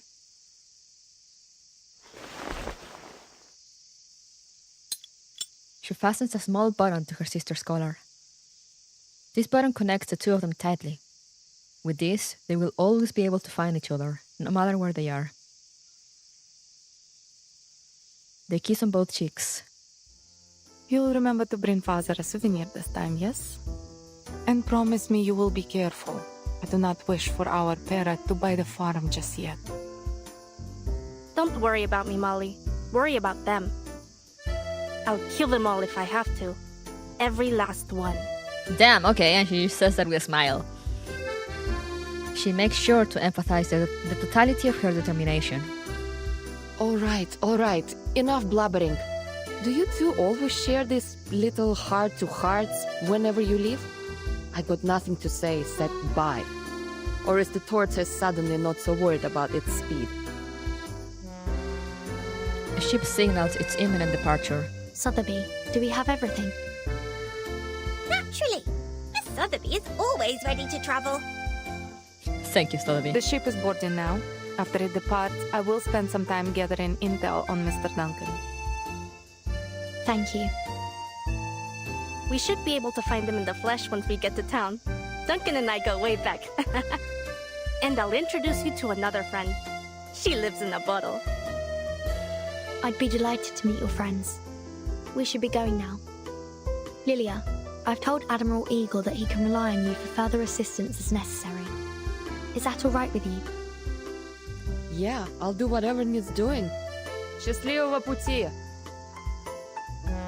Your mom. I love when she speaks Russian. Igor's office. Having seen off their guests, Lieutenant Moldy returns to the Admiral's office to report an incident from the previous night. Admiral, a prisoner has gone missing from the tower. Oh, they noticed. She lowers her head as she awkwardly delivers her report. We'll make sure it's kept under wraps. The seal was broken, and we are still investigating who might have been involved. I did encounter the timekeeper, Miss Sotheby and Lopera, near the tower yesterday. Still, I see no reason to suspect them. They were the only people she saw near the tower yesterday. The timekeeper doesn't have any incentive, and Lopera... No, she wouldn't be involved. Until last night, the tower held a single unlucky prisoner. A lamb to the slaughter, a stalk of wheat in autumn. But now she has gotten away. Find the prisoner, but don't attempt recapture. Let's see who she's been in touch with. Understood. Lieutenant, this was a failure that must not be repeated. He grits his teeth as he stares at the map before him. Xenos shouldn't be like this. Damn, okay. Yo, boat! Aboard the Alligator. The ship departs, and before long, a dozen robots have surrounded it. Oh, look at those strange cowboys. What are they doing with those hooks? Are they trying to hitch a ride? Yes. They will use those hooks to grab onto the side of the ship and moor their boats to ours. Yo, free ride! Just as she said, the boats throw their hooks, latch onto the ship, and a number of people clamber aboard. They're traders hawking homemade trinkets. Lopera politely declines them all. Take this, timekeeper. What's this? Just a map, in case we get separated. The map is marked with at least 3 safe routes. These will show you the way from the harbor to the veterans' residence. Though, it can't show you the safest way. For that, you'll need me. Is this real? It's kinda cool. I mean, I can see it happening. But what am I saying? San Paulo is perfectly safe. That's what the politicians say anyways. Never mind the talk of gangs, cartels, and greedy multinational corporations. Pure slander. Yeah, pure slander. You know. Please come to Brazil. I've already been to Brazil. I've been to Camboriú and Florianopolis. Thank you for the warning and the map. Let's hope I won't find any occasion to use it. I hope so too. Well, we have a long cruise ahead. I'll leave you to your business. At the MAIS. The sarcasm dripping off that line. I know, right? Like, it's completely safe. Nothing ever happens. Wait, really? Yeah, I've been to Brazil. There's no war invading them in Brazil. She waves goodbye, making her way through the energetic traders and to the other side of the deck. The traders scamper around like little mice. High made ourselves. They're now scrambling to get a plate of food from the chef. So the kitchen even prepares food for them? No line cutting. You boy, back to your place. Queue up, or there will be no dinner for you tonight. Anyone that touches Brazil becomes Brazilian. Oh no. Ay, Latin nunca cambio. Por favor, cámbiate, lo ruego. Por favor. Por favor. The chef taps his metal spoon, sending the boy back to his place in the queue. Just waiting till it appears. Wrong update. Yeah, no, wrong. Wrong Latin adjacent language. I don't know. I can't remember how it's called. You know, like they all come from the same root. Italian, Spanish, Portuguese. The boy sneakily grabs a few flatbreads, tucks them under his shirt, and scurries away. Romance language, yes, thank you. He bumps into Sotheby, crashing to the floor along with his stolen goods. Hey, out of my way! Hey! He stuffs the bread under his shirt again before running off. As he passes, Sotheby notices a glint of an arcane skill in his eyes. He runs like a child enchanted by the rotten finger as he bolts towards the corner of the cabin. Miss Vertin, did you notice that boy? Wasn't he awfully strange? We cannot escape A. This is Portuguese A. Not to be confused with Japanese A. Very, very different A's. Clearly. You're right. Come on, let's go see what he's up to. A woman hides in the shadows. Her face is familiar, but she wears an entirely new outfit. Is it really her? The lady at Tuesday's motel? It's you.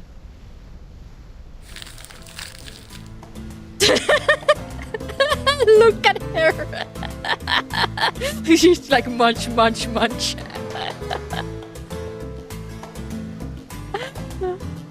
Oh, she looks so funny.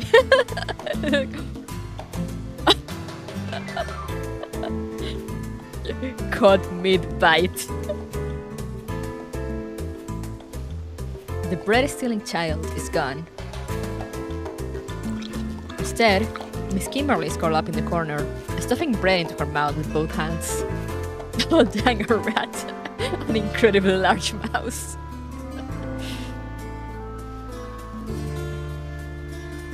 She stops and looks up, surprise in her eyes. Oh, Burton! How? What are you doing here? I was about to ask you the very same question. The farewell at Tuesday's motel last month wasn't exactly pleasant. But she looks starved now. Is this a new friend, Burton? A pleasure to meet you. It's actually pretty cute. Yeah, this is actually super cute. And how she's like genuinely surprised. She's like, oh. Even though they didn't really separate in the best of terms last time. Sotheby approaches, but Kimberly looks terrified. She freezes, a sticky lump of dough dropping from the corner of her mouth. Please, take this. She offers her a chocolate bar. After a moment's hesitation, Kimberly swallows, grabs the bar, and shoves it into her mouth. She's so hungry. Oh, thank you. They're her little fungies.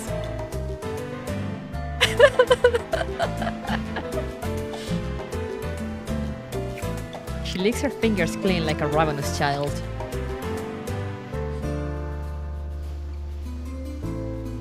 She's so baby girl. Damn. My cold-blooded murderer can't be this cute. Imagine the first scene of her like that would seem sitcom laughs appear in the background. Beautiful. The music makes it better also. Have you found what you lost since we last met? If evil, why cute? It's funny also because she's not entirely evil. It's just, you know, that's kind of how we met her. Since she's tied to this toy. Basically, I didn't stream this event. I should have, but like I didn't know that events or like characters in events will become relevant in main story at that point. But she was still in the last event. Remember, she was in the motel. But before that, she shows up at the very end of the previous event. And she's like summoned from a toy, from a robot toy.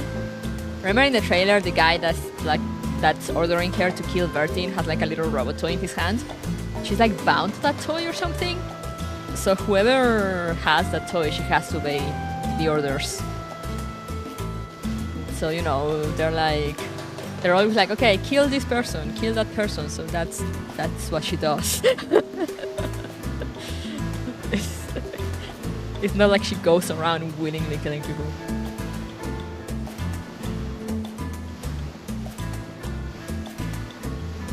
The San Francisco event. Yeah, it was also during my vacation, I think.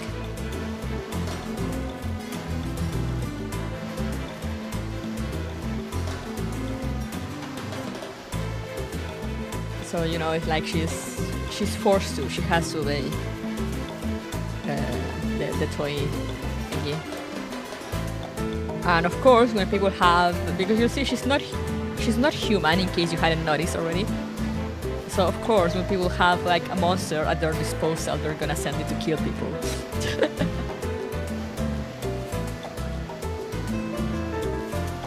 She has a compulsory response to those commands. Yeah, she has to obey. I mean, she has to obey whoever has the toy, not like anyone, but. So that's why she has like a long. I imagine she has a long list of people she has killed, but it's not really, as far as I know. I think we learn more of her now, but as far as I know, it's not really because she went around like, I'm gonna kill these people. It's just because she was sent to just destroy things and kill people. Yeah, bound to follow the commands. She has to obey. But, I mean, apparently from the trailer she can break free on occasions, but I don't know how that works. I don't know if it's some magic power of will.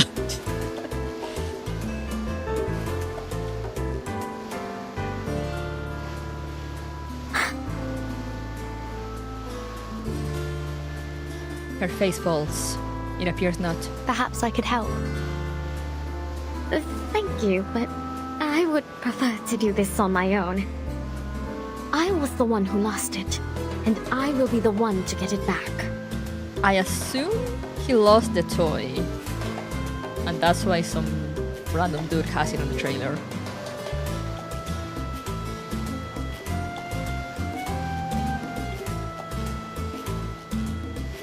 I didn't want to do it. I had to do what the robot toy owners tell me to do. Best legal defense ever. I mean, yeah, it won't hold in court. but I mean, it is what it is. Maybe she really don't want to do a murder. Yeah, it could be. I guess we'll see, because I know we get to that scene in the trailer when she's being forced to kill Bertin. So we'll see. Probably, maybe, perhaps.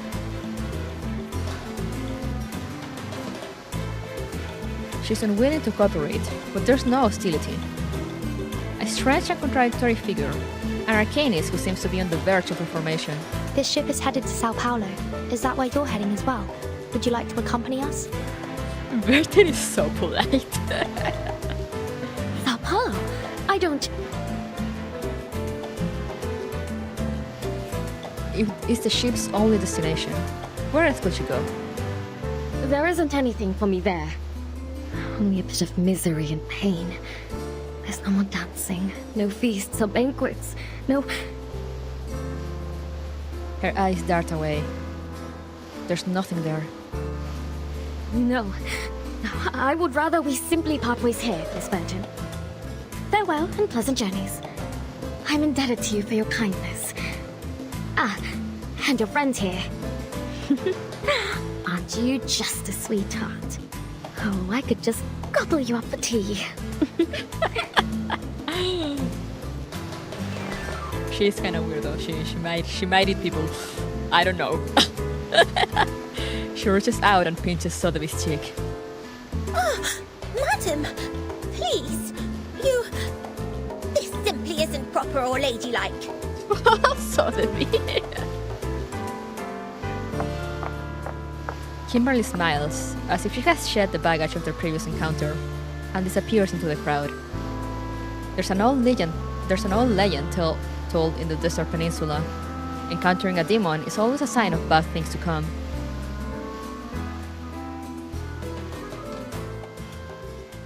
Coming from here, I do believe that statement.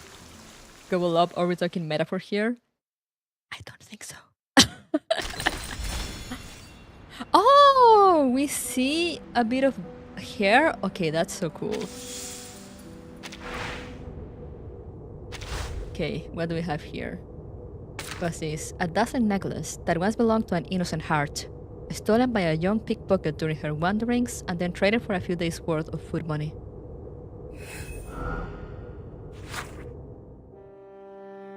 Oh! It comes with a whole ass thingy, alright. Under the dazzling chandelier, they indulge in toasts, dances, and self-congratulations, whispering lip to ear in high spirits. At the end of the red carpeted stairs, the object of their discussion finally arrives, lifting her skirt and offering a slightly apologetic smile. Matahari, my darling. The rich and powerful are reduced to bumbling fools with only a coy smile. People gather and cheer, fervently chanting their hostess's name, circling at her feet, offering gold, offering jewels, offering their loyal hearts. Accompanying the hostess is her sister, like a shadow at her side. Whispers of this one echo through the depths of the mansion. The little girl who grew up in her sister's shadow rules this mansion-sized kingdom. A child accustomed to tearing apart hot roast chicken with her hands, wiping grease from her mouth with her dress, and banging her tail on the chandelier as if it were a wind chime. She roams the back garden seated on a pony, laughing uncontrollably on its back as the scent of blood from the servant's thorn-pierced legs fills the air. Gentlemen love her innocent malice, clapping to please her all the while. That is until a bullet pierces her sister's head. Fate reclaims all it has given, just as man was banished from paradise, and so commences the prelude to wandering in exile. Merchants and drunken paupers covet her treasures. A farmer's wife exchanges a basket of cream cakes and eggs for her jewels. A child trades a wild flower for her hairpin. Finally, her dress is covered in dust, and the ornaments on her neck and wrist are all gone, like Inanna's encounter with the queen of the underworld. More malicious people end up wounded by her claws. Hunters love the scent of blood swarming in for her bounty. So she hides in the forest, hides in the meadows, hides in the barn. Milk and meat run across the pasture, grain fills the warehouse. She searches everywhere, but cannot find food of her own. When did all this change, sister? Why are my clothes always dusty? Why haven't the mansion servants come to find me? As her claws soak in the blood of a young rabbit that jumped out of its burrow, she feels an intense hunger for the first time in her life.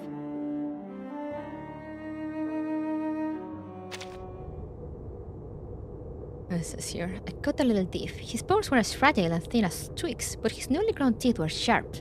Otherwise, I wouldn't have let him go.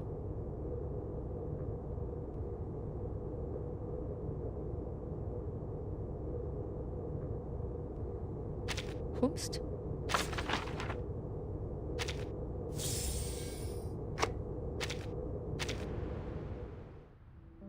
Now we go to 5. It is now 20 minutes past noon. What a way to hell. The river is both home and life. The river gives, the river takes. So true, so true.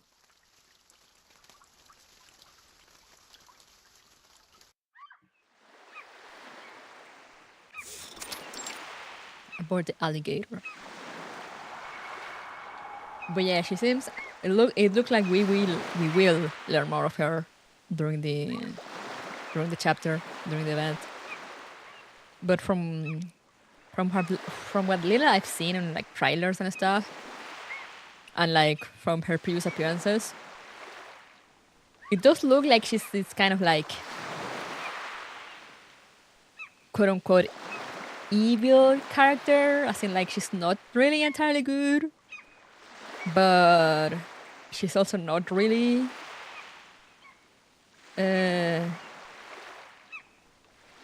entirely evil, as in like she has no like malicious plans or anything. So it's interesting. I guess we'll see. I guess we'll see what kind of character she is here. The wind blows through Lopera's hair. The tourists gather at the ship's edge, watching the locals in small boats approaching the cruise ship. A few treats to buy their worship, and they call it kindness. How undignified to be reduced to begging for scraps like a dog. Marley Gray, so hot and monster, yeah.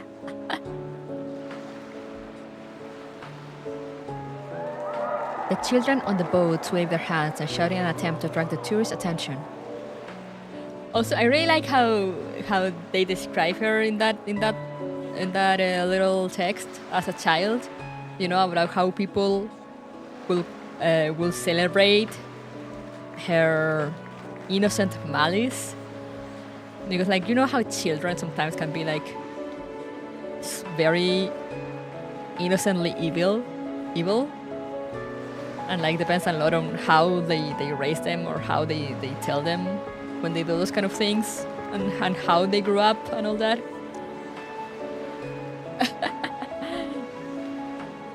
So it does seem to be like a sort of situation like that.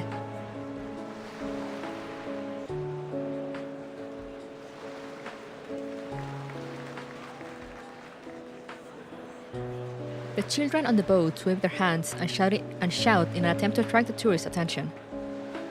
The crew and onboard priest have packed supplies for the tourists to buy and throw to the impoverished children. All part of the tour experience. Damn, okay.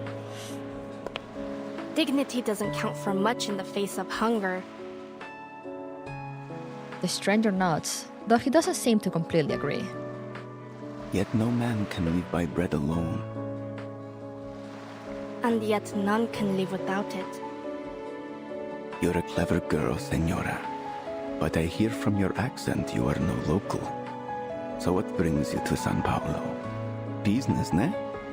I have some business myself in the favelas.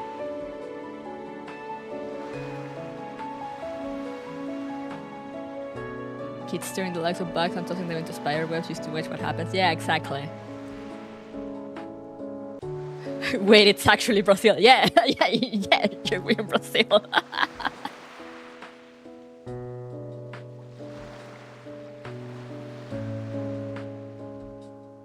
I was not joking.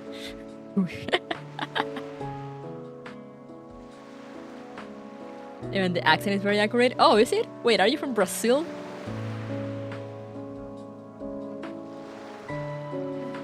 But yeah, I might have an idea of who the voice casting person is, or like at least one of them. And just going also from their previous work in Reverse, and now also in Final Fantasy XIV, because they also started doing it in 14. they seem to really try to get people from like natives that that speak the language natively to dub these characters when possible.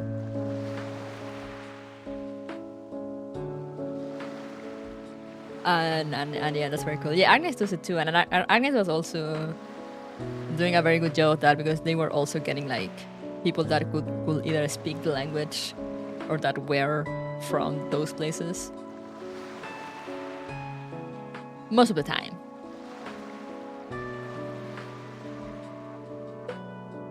Only in Brazil they make it part of the tour helping poor kids. Hell yeah, you know it. Don't try to focus a lot on Mesoamerica. Yeah, exactly, and they had a lot of Latino voice actors, which was great. And I know in Reverse they're also doing it, so I wouldn't be surprised if this guy maybe is either from Brazil or like, maybe he doesn't live there anymore, but maybe grew up there or something. So they're familiar with the language and kind of like how it sounds, how the accent sounds when they speak English.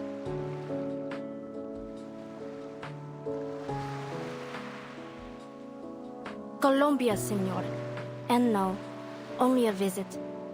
To the São Paulo Veterans Residence. It's a safe place. If you find yourself in trouble, you should seek it out. Also, yeah, she's from Colombia. Oh, is it now? Thank you. You're very kind to offer.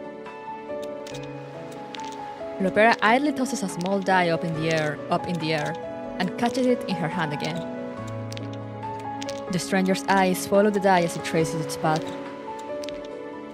Care for a game of dice, señorita? Señorita. That sounded so cool. Hello, dog who escaped Latam to go back to Latam. Yep. Parcera it is. What's the bet? She glances at the black suitcase by the stranger's pit. Well, let us bet against the goodness in one another. What does that mean? Let us say that the loser will cover the cost of all the food given to all the little vendedores today. Vendedores. In the winner's name, of course.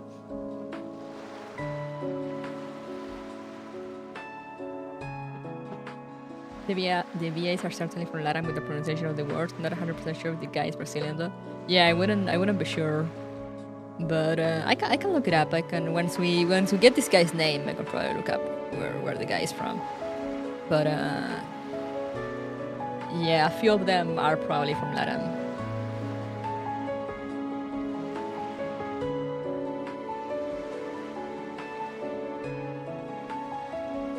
A generous gamble for a conscience that knocks on heaven's door.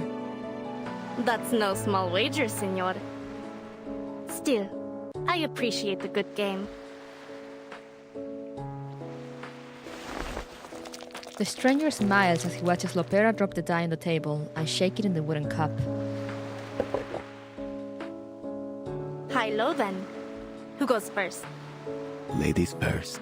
Oh, they're playing the thingy where they put the dice under the cup. Okay. Man, I remember that. Low. Let's make it more interesting. 6. If it rolls anything else, you win.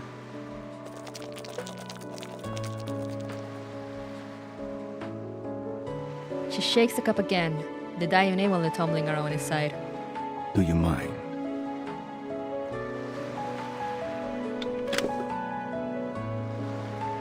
I lost, just as was meant to be. So then, I am to be the vehicle of grace today.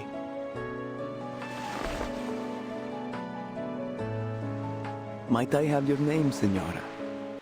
So that all may know the name which is to be sung in paradise today. Carlota Lopez Rivera. But it is Lopera, should you ask after me. Yeah, that's her name. Carlota Lopez Rivera. Let me hear again how she said that. Oh, I don't need to go on to the next line.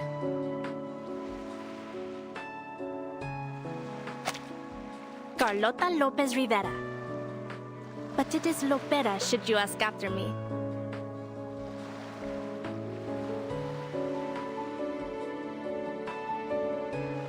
That was Mexican. Who, Lopera? The nombre? The name? Carlota Lopez Rivera. But it is Lopera, should you ask after me. Mango race. Lopera. Lopera of Sao Paulo. The defeated stranger picks up the die. He notices something in the sign and cracks a smile. Is that a Spanish accent, the name? She's from Colombia, so, you know, she's not meant to sound Brazilian.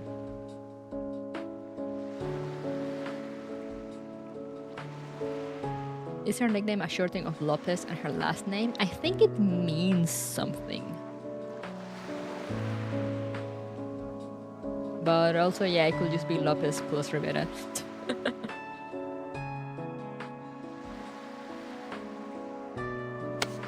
He places it in Lopera's hand. That's an interesting die you have there. It was only luck. Oh, screaming! What's going on? Do as I say, all of you!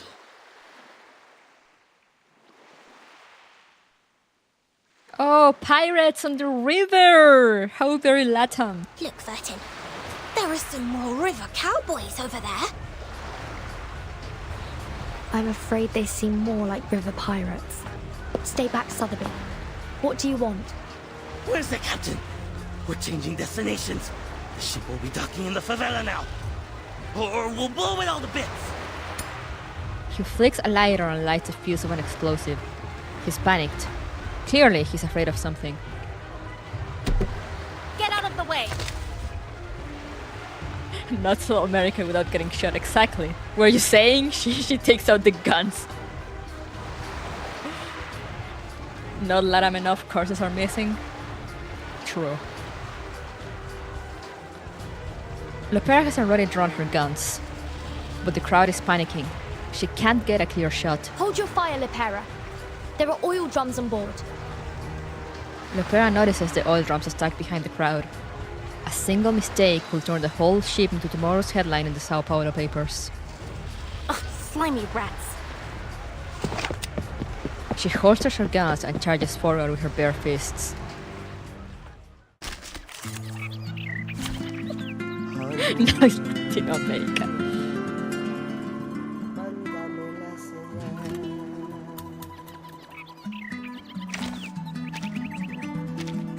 God, I love the music so much.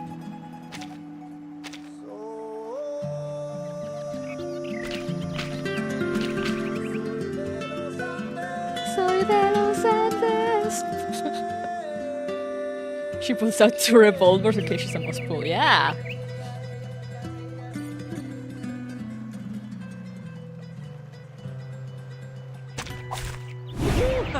The hunt begins!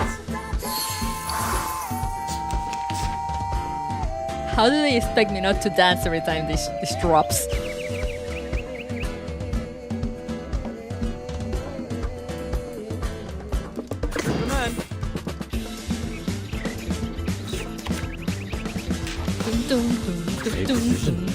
Everyone. Hold on to that. Le faltó los machetes, pero tienen hachas.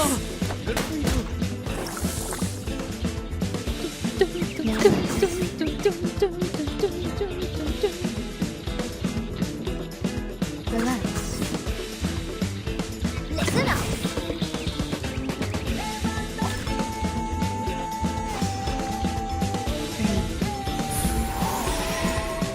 Thank you for your cooperation.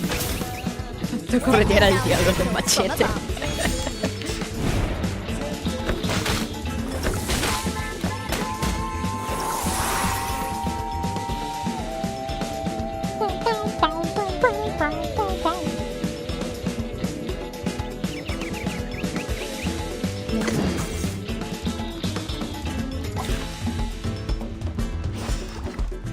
Recommend. Woohoo! Take off! L'arma è cortante. But I don't wanna go to Brazil. Too late, Irma. We're in Brazil right now.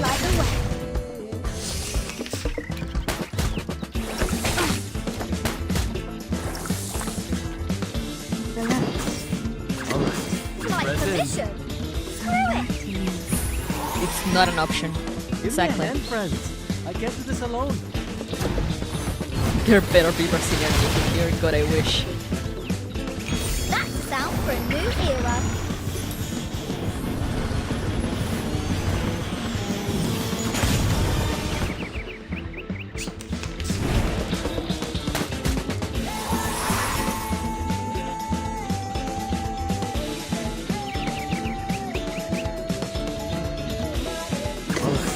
Breath in. Doom, doom, doom, doom. Woohoo! Take off! Great decision. Give me a hand. Make friends. us sing in the I can't do this alone.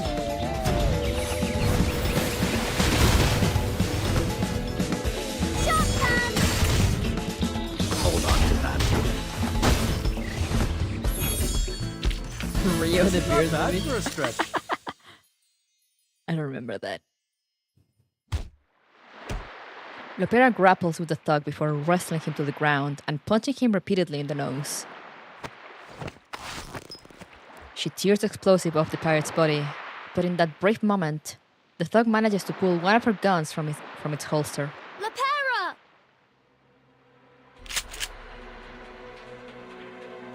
The fight halts, the thug's trembling hand pointing the gun at Lopera. The oil drums are just a few steps away. Either we go to the favela or to the bottom of the river. Claro? Make your call. Claro. The favela. Are you with the Apostles' Brotherhood? Huh? They forced you into doing this, didn't they? Hijack the ship and bring it to us. Is that right? Too bad for you. This ship won't be making any unplanned detours today. Lopera is so Latam, she leaves no witnesses. I don't think a boat can enter a favela. Yeah, I'm guessing they mean like bringing it somewhere that it'll be closer to it instead of taking it to where it's supposed to go, that it's going to Sao Paulo. Because I don't think there's any favelas like directly near the water, are they?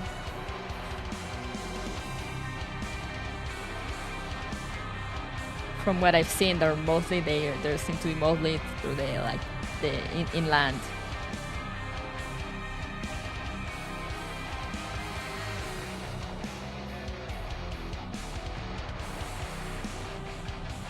The pirate's eyes widen as he freezes in place, only his legs trembling. Usually in mountainous areas that will always not be inhabited. Yeah, exactly. Lopera hit the mark, but the thug's reaction is extreme. His finger tightens on the trigger as his teeth chatter nervously. Oh no. Estúpidos!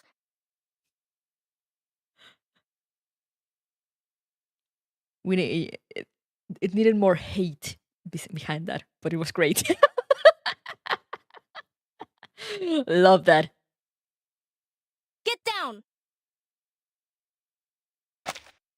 Estúpidos! Yes!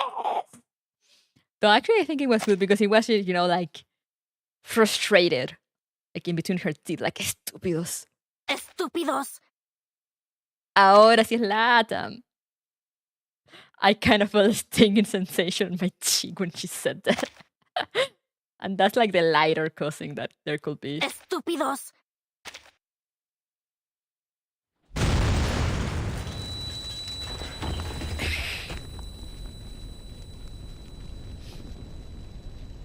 I do love though how the BG still has like the people just chilling there. The bullet flies past her shoulder, instead piercing an oil drum behind her. Blaze busters? A blinding flash of light and a wave of heat hit them as the ship is quickly engulfed in flames. The ship lurches violently as the blast tears through the vessel, and water starts flooding into the hull. Oh my god! Lifeboats! Get to the lifeboats now! God help us! This is hell! Panic breaks out as the ship starts to split in half. More explosions follow. There's no sign of Miss Kimberly in the crowd. Hold the railings! Stay on the deck! Lopera shouts from the water as she clings to a piece of floating wood. She gaps for air as she bobs up and down in the water. Chairs, benches, and sailing gear disappear as the ship sinks further and further into the depths of the river. Sotheby clutches the guardrail tightly, but the ship is almost vertical and sinking fast. Let go, Sotheby! You need to jump now! Join Lopera! Screams fill the air as the tourists cling on for dear life, watching their friends and family hurtle toward the river. Like overripe oranges, one by one, they lose their grip and plunge into the depths. Why do they have to compare it to oranges again? We don't talk about oranges in this game. Martin! Flames lick the guardrails, melting the ship's ship materials. The explosions ring in her ears. Sotheby closes her eyes and flings herself toward Lopera. Lucky for her, Lopera quickly grabs her hand and pulls her onto the wooden plank.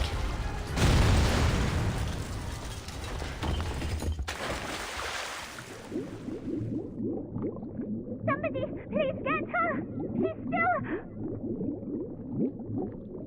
She is still on the ship.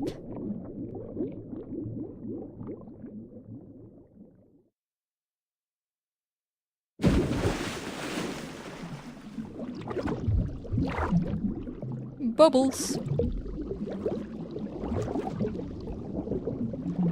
That's some nice looking water. With one final explosion, the ship is obliterated entirely. The river swallows everything.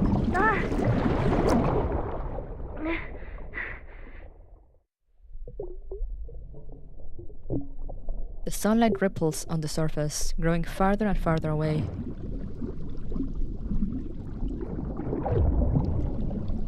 Whose hand is that? Can't have you dying here.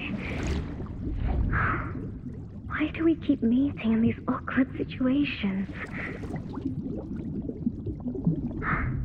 Consider my debt paid.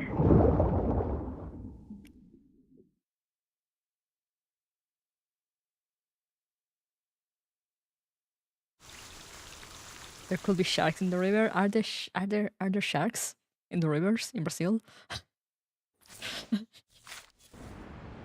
I need Hachikuji to confirm.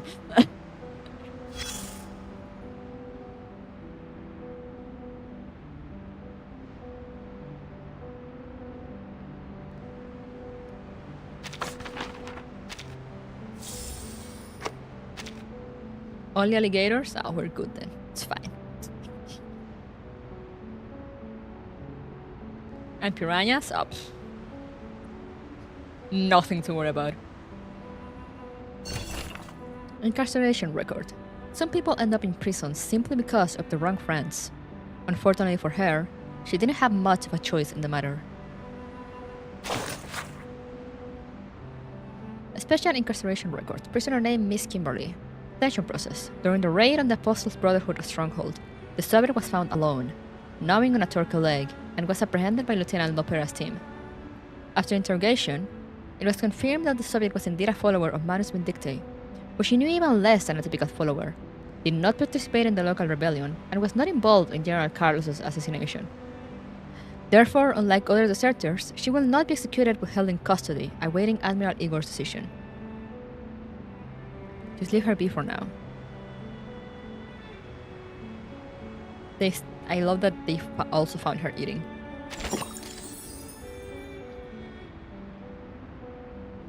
Oh, snakes too also, yeah. But aren't those like, maybe like closer to the Amazon? Or do they also show up in like Sao Paulo?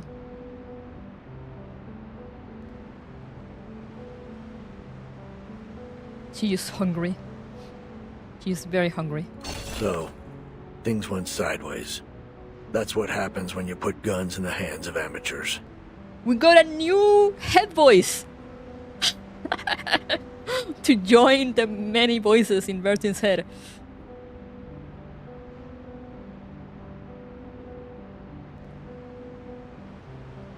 But you handled the water better this time. You controlled your breathing, kept your airways clear, and this time, you remembered to lie back and float. Who are you? Does it matter? I'm all you've got. We're at war. Bullets flying, wounds festering, typhoid, cholera, and all the worst of it. It's a living hell, and only fools think there's any honor in it. You never expect to see a familiar face again. Not in times like these. Now I need you to listen. There's something you should know. What things? The raid on the river was a ploy, and its mastermind is an old acquaintance. As for the ones who carried it out, you already heard about them this morning. Bertin really working on building a Discord list instead of internal voices. Funny that you should said that because my sister told me that after she played Disco Elysium, she was like, oh, so that's why these narrators are supposed to be, like voices in Bertin's head. And I was like, oh. I mean, I kind of, it's kind of... You kind of assume that after a while, but it's nice to be like, oh, so that's where they took it from.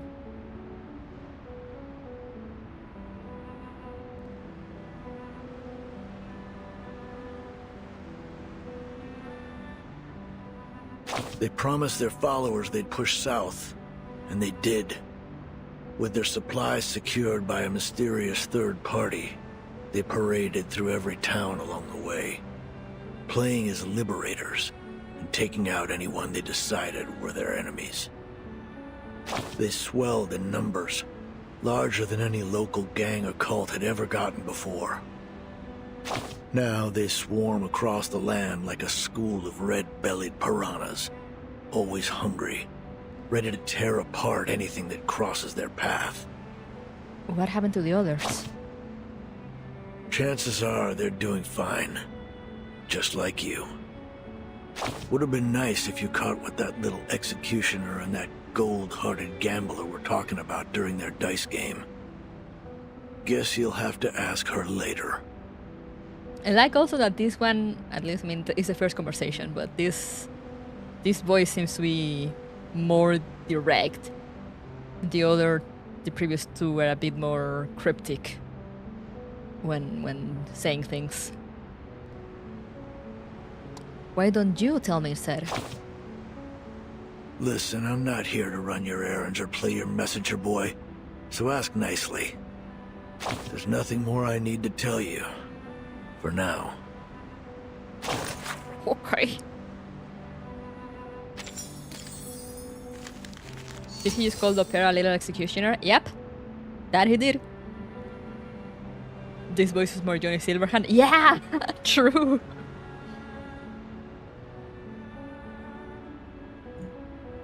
Now it is 1:30 p.m., so almost an hour later. Tender Pretender. And we're look at Lopera suddenly floating in the river. Mr. Duncan! New voice be like, I said what I said. Take it easy, Keanu Reeves. Tender Pretender. While the stage shows the character in the script, it never truly reveals the person behind the role.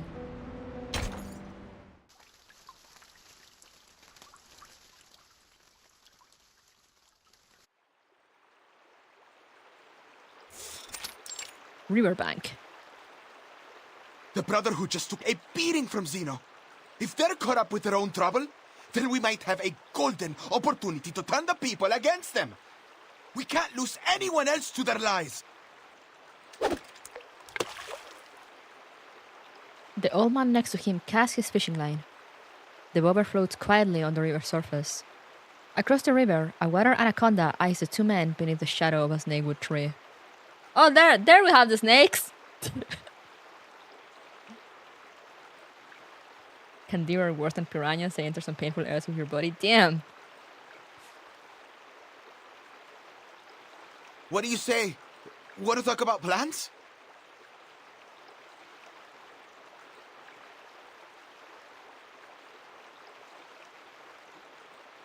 I love that he seems to have like this headphone like all patch up or something, because I mean that's surreal.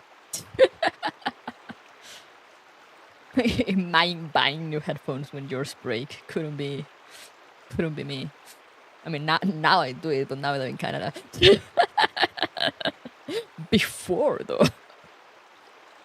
What are Candiru? I'm gonna look it up. I think I might have an idea, but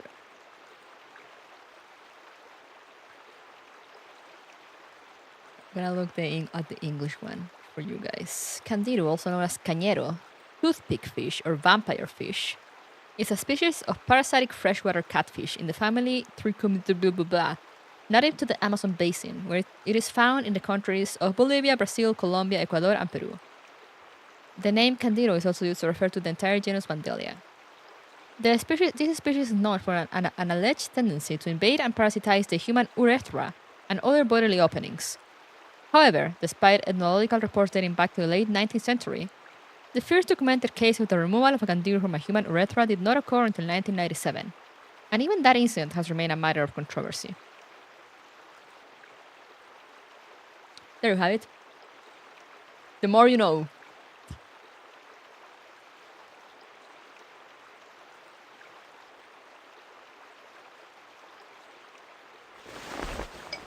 The old man doesn't speak. Instead, he removes his sunglasses and pushes a cup towards his friend. Here, drink up. My man. Look at this old man. Tormenta de facha. Thanks. Listen, as much as I enjoy being out here all day, we've got to take action now. The sooner the better. Don't you think?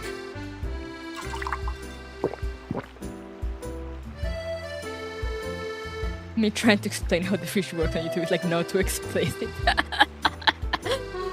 YouTube does not want to know. The young man takes the glass and downs it in one gulp, as his friend suggested. Hold your horses, young Elena. Let me explain. Say I throw a punch at you now. Really hit you good. What next? Maybe you'll storm off at first.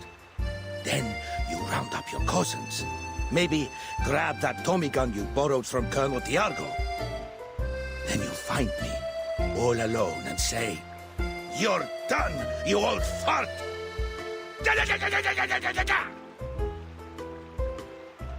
The old man laughs, mimicking shooting with his hands. I'm not gonna harm you, kid. And if ever I do, remember that old Duncan must have his reasons, and he'd never harm a friend intentionally. What is all that supposed to mean? My man is like, what? I'm rambling. I mean, true enough that Lopere hit them hard, and we both know that the Brotherhood will aim to settle that score.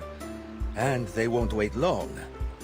But if we don't play this smart, it'll only cause them to lash out more. Yo quiero ser como él cuando sea viejo, truly. Mira su parchecito de perrito ahí. Still, we do have to consider one thing. Those who chose to follow them never come back. No. They don't. So, let's seize the day. Grab opportunity by the horns, and maybe we stop losing more of our friends to those bastards. Right now, seems to me that Zeno is our best bet. The young man considers this proposition. That just might work, old man. With the Brotherhood falling apart, Zeno will start to look pretty good to folks here. Ah, but not so fast, kid. We need a little patience. Let the line out a little first. If you fail to prepare, you're prepared to fail. The bobber twitches. Got it! Excellent! The old man jumps to his feet, reeling his fishing rod and fighting the unseen enemy in the water. Oh, don't think you can get away from me! The fishing line plunges down into the river, the rod bending into a crescent. You like to wrestle, huh? All right, let's see who gets the upper hand. Old Duncan is not about to lose a battle to... a fish! It's a giant puff-puff-ish, larger than any he's seen before. Osa! Do you see the size of its belly? It's huge! What looks like a large green cake is floating inside its translucent belly. What a deal! Catch one, get one free. How generous, Mother River. All right, jokes aside, Galeno. Come on, help me get her out. Old Duncan pulls out a knife and slices open the fish's belly. His catch bursts like a balloon, releasing air, water, and a girl. Did they just fish Stodaby out of a fish's stomach? This has got to be the strangest thing you've ever fished out from the river.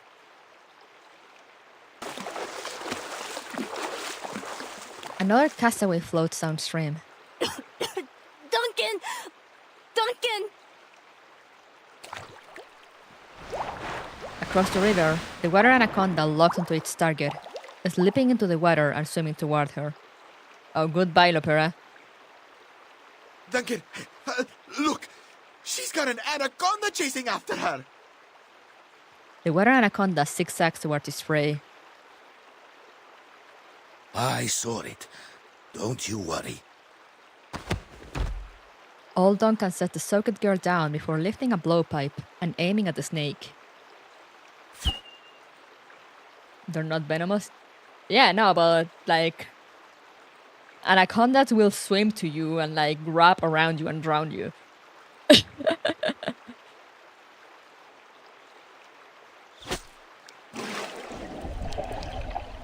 The dart strikes, quickly draining the anaconda of its strength. It sinks to the riverbed like a coil of old rope. Hang in there, Lopera. Come this way, we'll get you. Here, take it. He grabs a nearby vine and throws it into the water. Lopera grabs it and pulls herself toward the shore. Thank goodness you were here to grab me. She clambers onto the shore, shakes the water from her hair, and sits leaning back on her hands, breathing heavily. But what are you doing all the way out here? Fishing, clearly. I was wondering the same thing about you, girl. Seems like a strange place for a swim. I suppose you wouldn't know anything about the girl we just fished out over there. He points to the little girl who rolled out of the fish's belly. Sotheby! She's still breathing. The air trap in the fish's belly must have saved her life. Lopera crawls over to her companion and smacks her back, helping her spit out the water in her lungs. I know Sotheby is small, but like, how big was this fish?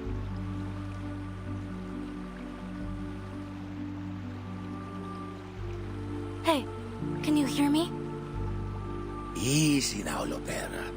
We just cut her out of that fish's belly.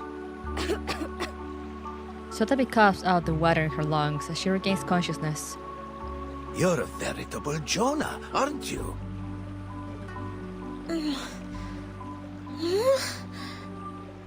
A familiar face appears in her blurred vision. I dreamt of a very, very big fish. And I was in its belly. It was as wide as the sky. I couldn't breathe. A terribly strange dream, Mr. Carson. Oh yeah, they were heading to Sao Paulo, so like I don't know exactly where they were. I mean, they talk about being in Sao Paulo, but I assume the base will be more to the outskirts. And it was like in an old abandoned Lisbon fort. And they must have been far enough that they were taking a boat to Sao Paulo proper.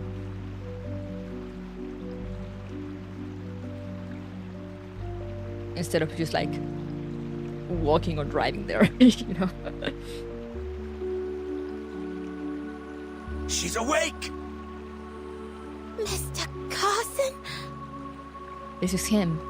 The man from the photograph is standing before her. She freezes. You... How? Looking at how ancient era this looks, might not have had many towns. This is supposed to be 1990, I think. I'm gonna double check. The water slowly clears from her vision. The face before her is both familiar and strange. She knows it, yet she doesn't. There's a little dirt on me. Here, and on the collar too. Oh goodness. Why am I here? What? Mr. Carson kneels beside her, but he's wearing some very odd clothes. Could it really be you, Mr. Carson? Carson? You must be mistaken, little lady. My name is Duncan. I'm a friend of Lopera. That's right. Sotheby, this is Duncan from the Veterans Residence. We've known each other for a long time. You must be confusing him with someone else. Now, up on your feet, little lady. He takes her arm and pulls her out of the mud. Mr. Carson! Oh, sorry. It's just... I didn't expect you to suddenly pull my arm. Pardon me, little lady. We tend to be very straightforward here in the favela. It's quite all right. Only... No, I just don't understand. You look exactly like Mr. Carson. How could you be anyone else? Oh, Sotheby is from... Like, if you see her, like, all dressed like that. She is from 1929.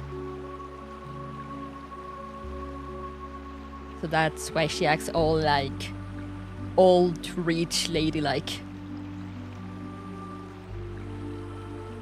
Except for your attire. And those shoes. Her butler will never dress like this, sockless with patched-up clothing. She notices the liquid swirling in his cup. And the liquor?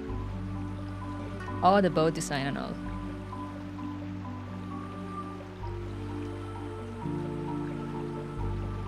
Yeah, looking for my cabins, I hear her doing something.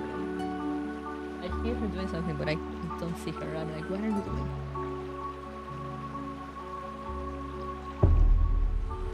No, her butler will never drink in front of the lady of the house. Sotheby decides to take a bold guess. She jumps up and nervously grabs Mr. Duncan's shirt. Oh, pardon me, little miss. Are you not comfortable with us drinking? Galeno, put the cup away for me, please. No, I only meant... Mr. Carson, it truly seems as though you've forgotten everything. Oh, but I'm being terribly unladylike. She rambles incoherently. This behavior is totally against the lady's code of conduct, yet Mr. Carson remains utterly unfazed. Still, you don't seem to mind at all.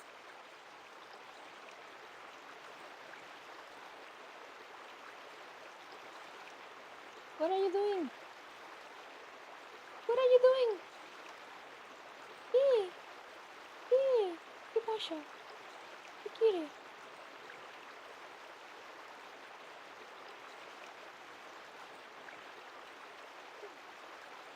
¿Tienes hambre?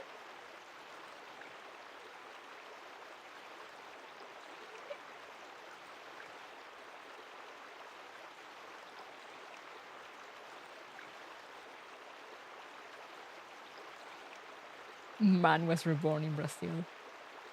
Give me a second, I'm gonna see.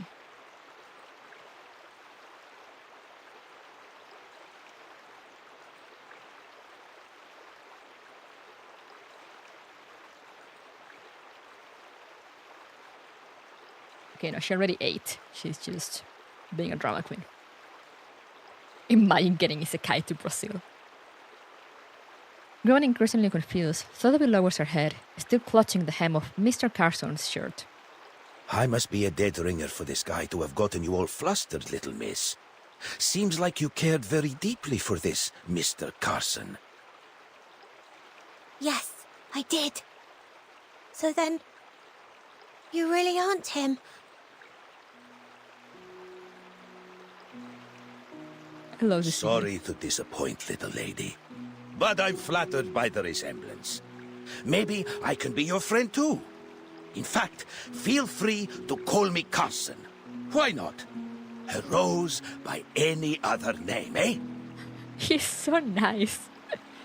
The old man hooks his pinky with Sotheby's and presses his thumb firmly against hers. Mr. Carson. I know how hard it can be. I lost my wife and my comrade in arms. I even managed to lose his daughter after I promised to take care of her. She'd have been just about your age. I'm rambling again. I suppose what I'm saying is, I know what it feels like to lose someone you love. She looks lost, unsure of what to think, but she still holds onto the old man's hand, seemingly making a small promise with him. Oh, baby. Looking around, Sotheby realizes someone important is missing. Oh no. But what about Miss Burton? We've lost her. Where could she be now? We must find her. Slow down. We need to think things through first. Those knuckleheads blew up the entire ship. Which means our comms belong to the Caymans now. Everything's in disarray. There's no way to contact the timekeeper. They don't even know if she's alive. Not to worry. I've been through worse. Back in '82 on the Rio Negro... Before I go rambling on again, let's head back to the city. Come on now. Trust good old Duncan. Sorry, I mean Carson. Trust Carson to lead the way. Who let out the onion ninjas? Real. Rio what? Rio Negro.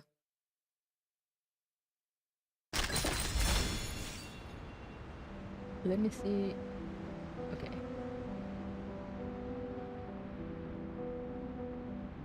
There's 24 notes. Carson with a K.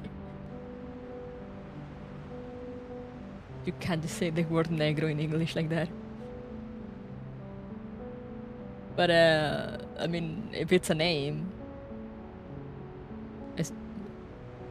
wouldn't that be how you say it? Oh, we get a bit of Mr. Duncan's past. River has a name for its dark waters, yeah, I'd imagine. Okay, what do we have about Mr. Duncan? What's this? Relics of an old comrade, including a Xeno medal and a few letters filled with his wistful longing to see his daughter again. Alright. To be honest, I never had the courage to open these letters until I found that drowning girl.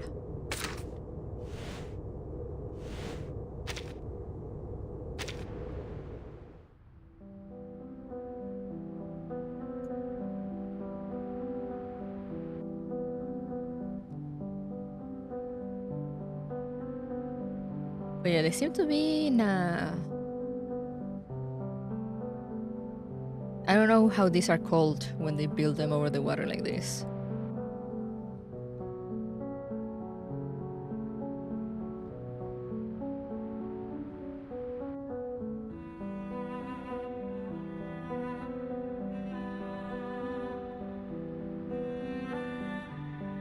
But yeah, it's like...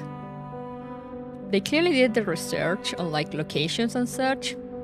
But I don't know if they did on like the geography.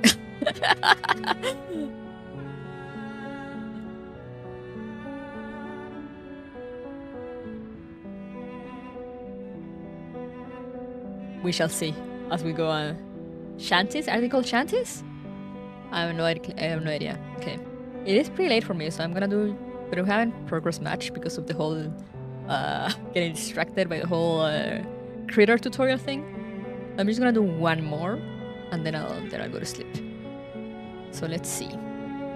It is now same day, 2:45 p.m. False accusations. Considering your past actions, we hereby conclude and pronounce you guilty.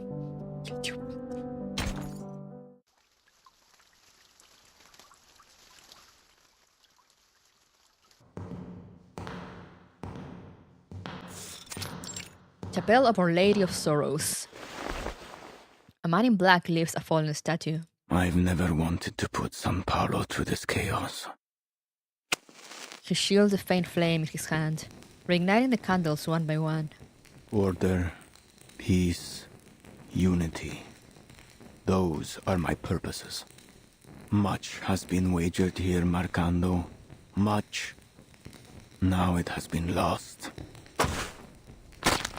Your Reverence, it was Zeno. Those animals. We'll make them pay for what they did. I wonder where this guy is from.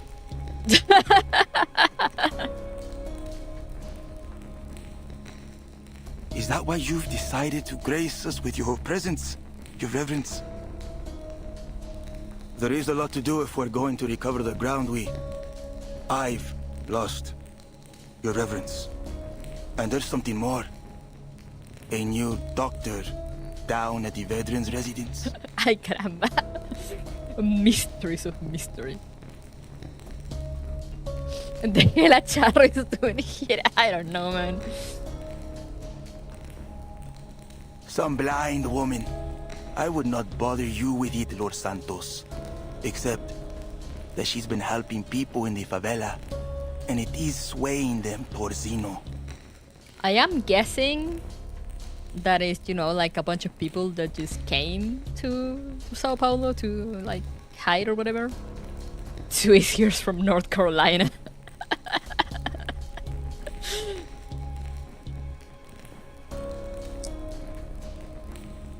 Then this doctor is with Zeno. Oh, his name is Santos. She must be. She's always at the veterans' residence. Spends most of the day with those old war dogs. His expression is tense as he mops the sweat from his forehead. A doctor gaining the trust of the people in the favela. She'd make quite the prize, wouldn't you say, Marcando? He kinda looks like Pablo Escobar. We found him. A much more valuable bargaining chip to Zeno than a few deserters. Marcando understands perfectly. In Sao Paulo, kidnappings are as common as bread. You will see this task through, Marcando. But before that, we need to pay a visit to the favela. I've brought us some new blood. Ooh. New blood?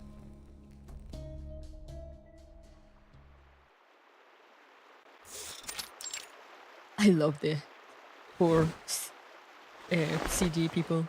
See? Just like this. Wrap the wire around it. Better do it twice. And align the red and black. Slowly. He delicately connects the copper wires and the current buzzes to life. Unbelievable! It's science, kids. Nothing unbelievable about it. All fixed, he hands the communicator back to Lopera. I don't know how to thank you, Duncan.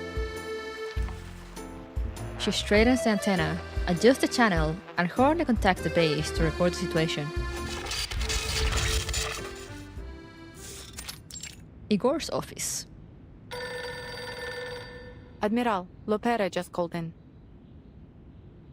Put her through. Lopera, it's me. What happened? Our ship was sunk. Miss Sotheby and I washed ashore near the favelas. As for the timekeeper, she went overboard. We lost sight of her in the commotion. Her current status is unknown. The Admiral remains expressionless. He raises a finger, signaling Mulder to inquire further. We'll send people to find her and escort her to the veterans' residence. Additionally, Lieutenant, I have some fresh recruits eager to enroll with Zeno. But they will need the Admiral's assurances that their families will be under our protection. Mulder looks at the Admiral. He nods in agreement. They have it. What's their ETA? They'll leave at once. Electrónicos hechizos, la crema de lata. Sí. Man, when you don't have money to be like paying for electricians or like people to repair whatever the fuck, you just gotta learn to do it yourself, man. It is how it is. That's how I learned to solder my headphones.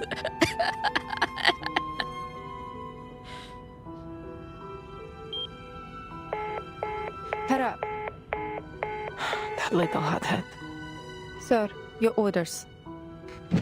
Leave the matter to me, Mulder. I will send someone to take care of this. Mulder falls silent as she looks at her aging father, concern in her eyes. Silence spreads between father and daughter as the Admiral focuses on the dice in his hand. Your dad saying, lo hago yo que te estafan los técnicos. Sí. Siempre un clásico.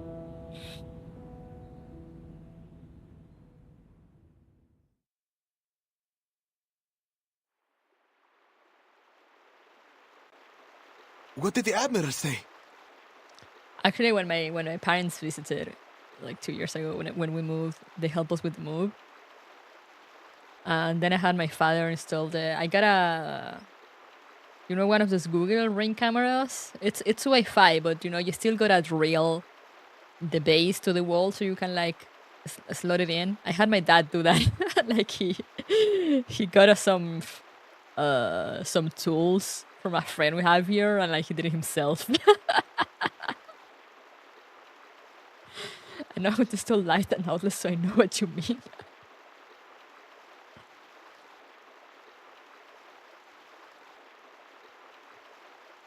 He agreed. Let him that is repairing anything, truly.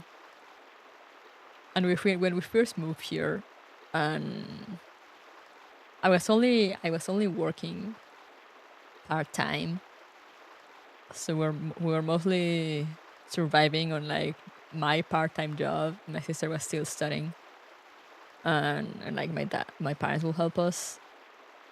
We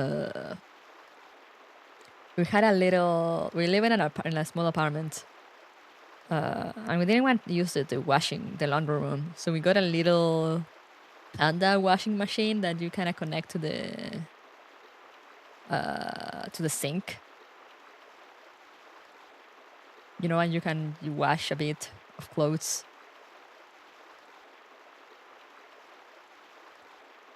And it costs like $100 maybe on Amazon. And one time it broke, and I didn't want to ask for a technician to come fix it because I was like, it's gonna cost me more probably than the thing itself. So I just kind of look on YouTube like how to open it, and I fixed it myself too.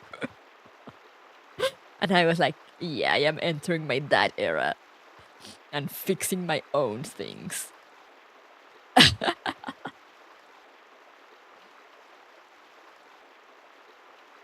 Did you hear that? Zeno will protect us! Good news indeed. The young man claps his hand in excitement. But just as the celebration starts, it is cut abruptly short. I have no doubt. They were working for the Brotherhood. The Apostles' Brotherhood? They've bounced back quicker than I'd hoped. Still, we need to be cautious. Figure out just what they're after. Grab a flannel shirt, a sombrero, and jeans to complete the transformation. Funny that you should say that. I mean, I don't have that many anymore, but I used to have like only flannel shirts. I kinda switched them for Uniqlo shirts now. That guy looks familiar. It's the stranger she met on the ship. He's walking among the Brotherhood. That's him. He was on the ship with me. He walks toward the crowd, passing out food and other useful items to those he passes. The Brotherhood has experienced a setback, yes, as all great causes do. But we will rise again, for we serve the one true purpose. Hear me now, brothers and sisters, fellow arcanists. Our days of anguish and deprivation are over. This sufferer will walk among us once more, and we will bask in their divine grace. The day of triumph draws near. Soon our wagers will pay off. All will reap what we have sown. You only need stand with us and take their blessings. In return for this, they ask only for your unwavering allegiance. Only. He pulls paper bills from his suitcase and throws them into the crowd. Yet the crowd remains still in their confusion. My brothers and sisters, speak. What do you seek? No one answers him. Senor, please. We only want to see our family again. Since they've joined the Brotherhood, we've had no word. We haven't seen or heard from them at all. Nothing is more important than family. But you will see them again soon. I tell you that they are even now faithfully serving our kind in a new land of prosperity. Sounds like lies to me. They're in Ushuaia, in Antarctica, in all places where the past and the future converge. Oh yeah, rumors say that we're going to Tierra del Fuego in the near future.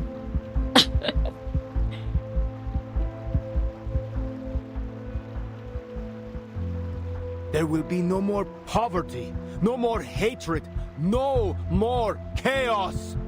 We shall reclaim what's rightfully ours. Patrón, yo busco chamba.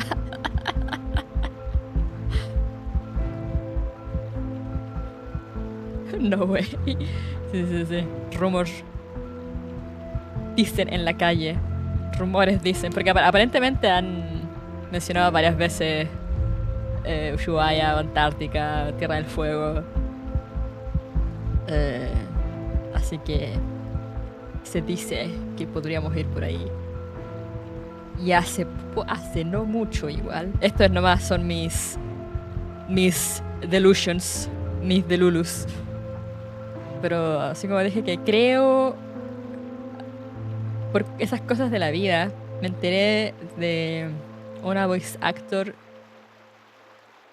que puede que trabaje o que ayude en el casting de Reverse. Y hace unos meses,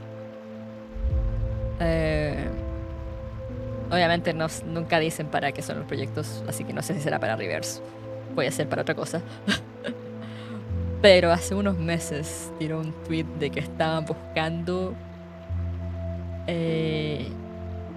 voice actors, pero gente nativa de México, Chile y Argentina. Así que elijo creer.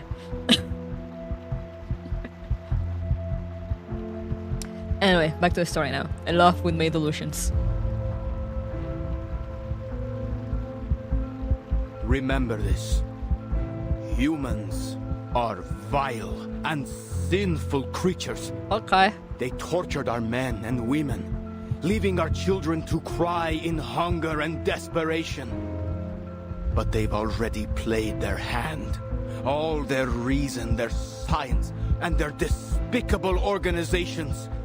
They raised these rotten edifices to weaken us and leech off of our misfortunes, to blind us from our true purpose.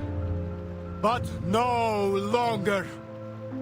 Soon their games will be over, and every injustice and oppression they've held over our people will be returned tenfold. All that they've built will crumble down over their heads. The crowd whispers in hushed tones, afraid to speak any louder. Hiding nearby, Duncan quietly leans over to Lopera and whispers a few words before handing her a rabbit patch. Tell me, my fellow brothers and sisters, what is evil? No one answers. The murmurs of the crowd quickly fade, creating a heady silence. A few crows fly low overhead. Evil is the absence of good. No shit. And to find what is good is to follow our path. The High One has promised us strength and glory. Oh no. Two followers carry a box, emanating a sinister aura over to him. He opens it, revealing the blessings of the sufferer for all to see. Come with me! Oh no. Not again.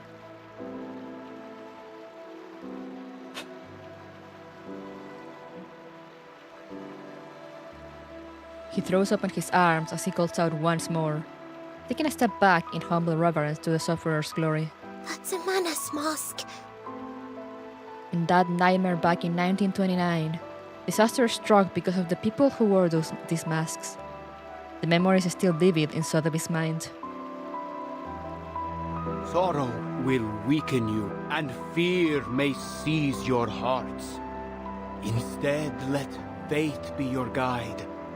Those who take that leap shall find themselves lifted up on the apostles' wings, while those who hesitate will be scorched by the fires at their feet. I have said all that must be said.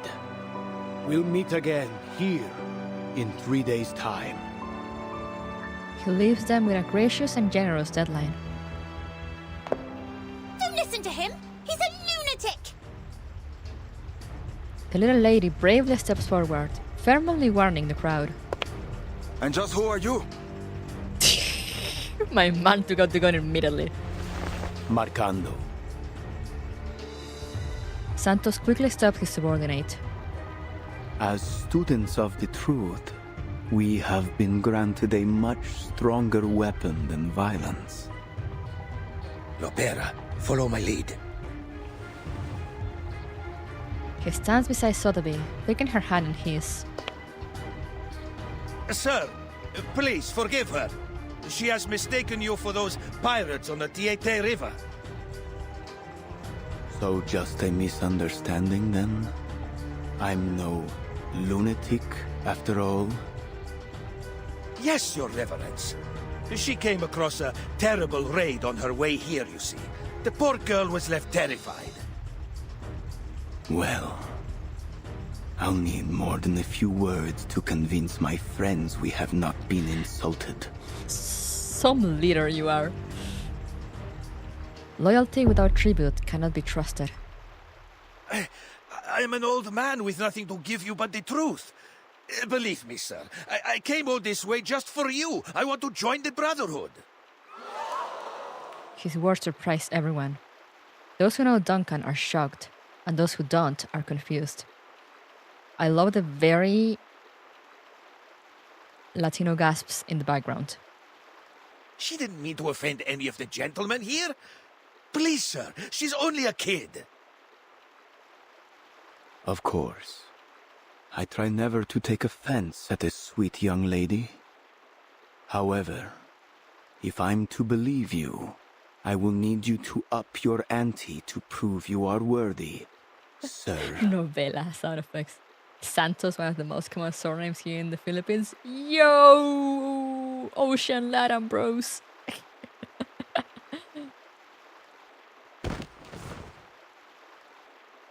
The old man kneels, just as he did when he played the role of Carson for Sotheby. If that's what you need, Lord, allow me to sweeten the deal. See that guy over there? His name is Galeno. He's been recruiting for Zeno. He told me so himself. He turns and points at Galeno in the crowd. Duncan? Bring the young man closer, Marcando. Are you out of your mind? Don't touch me! He tries to flee, but the thugs rush at him on command. What are you planning?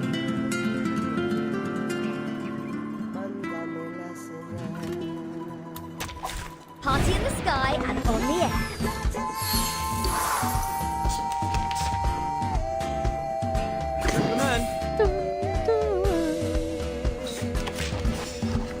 Brave decision. What would these invisible archers?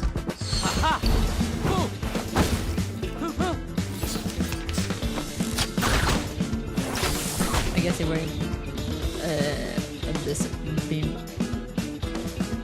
invincible the first turn.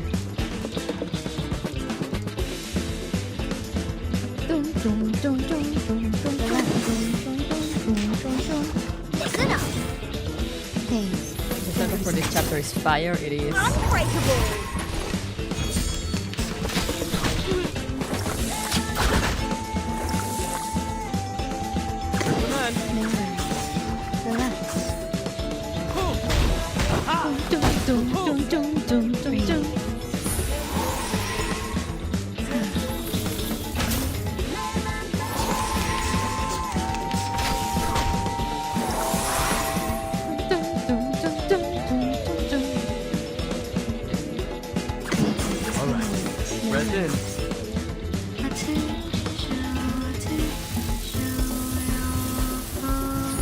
Get wrecked.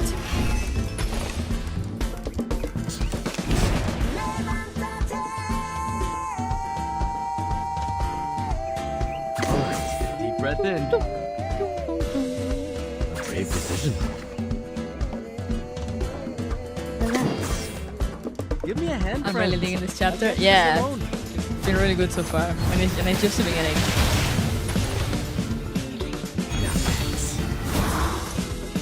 I smell the scent of MUNDO now.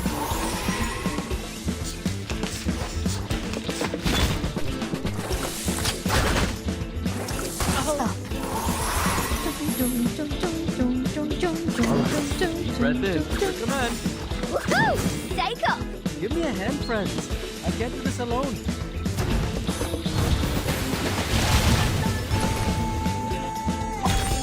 Done. I remember it's called lending a hand. Thanks, the guitars been annoying. Oh, I can imagine. In the chaos of the battle, the paragraph Sotheby, and they hop onto a small wooden boat. Let's go.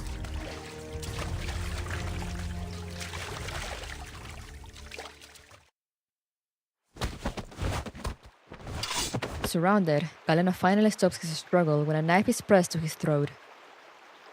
I admire your courage, but bravery alone won't protect you from harm. Tell me, son, is what he said the truth of it? I stutter Wuwaria. He turns his head, refusing to respond. Now, you'll give me the names of Zeno's new recruits. Who are they? A drop of blood falls from Galeno's neck as the cold blade of the knife presses into his skin. Everyone! Every man and woman in this city that still has a shred of integrity! Duncan punches Galeno squarely in the face, sending him reeling.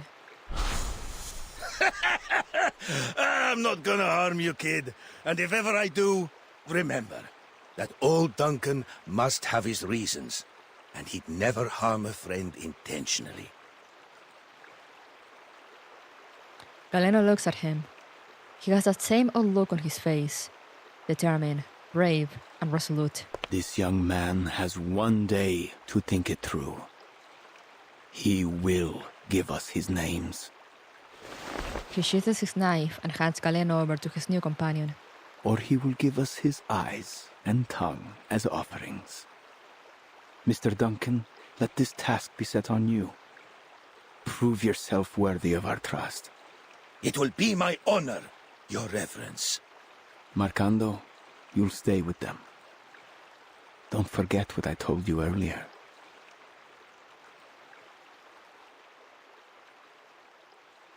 What are you planning, Duncan? What is he cooking?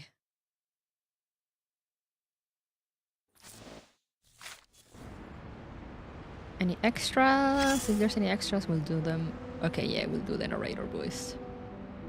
This place was once known for its inexhaustible mines, the riches of its rainforests, and its brave and passionate people. But now, the first two are gone. Who is the savior? Question mark. Chaos and power struggles loom over the younger generation, while the rich and well-connected sit atop their piles of corpses and rubble and feast, dining off golden plates with silver spoons, turning their noses up from the dogs at their feet. Classic Latin. But that gold has lost its shine, and their silver spoons have tarnished. Everyone can see them for what they really are. So, what now? Either the people save themselves, or turn their fate over to the hands of the so-called savior. What would you do if it were you?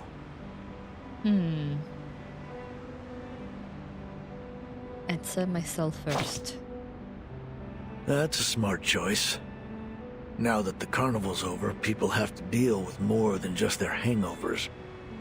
They must figure out how to save their own skins. Most, though, will just run around like chickens with their heads cut off, begging for their pain to be taken away.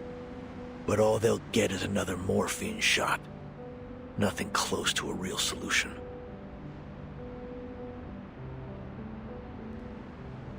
Fear spreads like a disease, until an entire generation is out on the streets, hoping to find anything that will lift them out of their misery. Are we going to be alright? Asked every person in South America ever.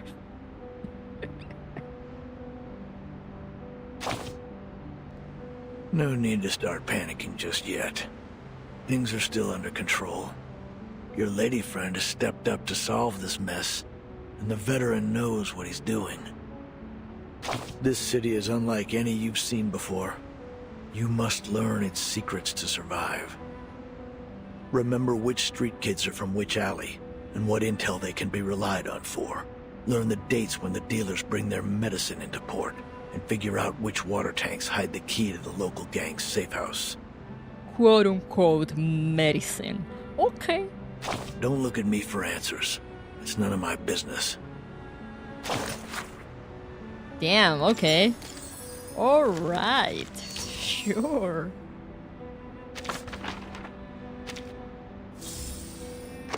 Alrighty.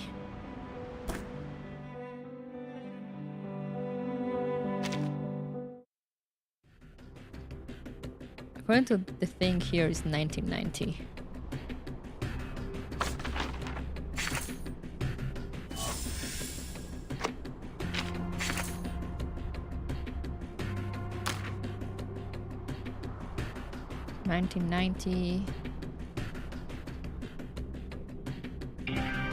November 13,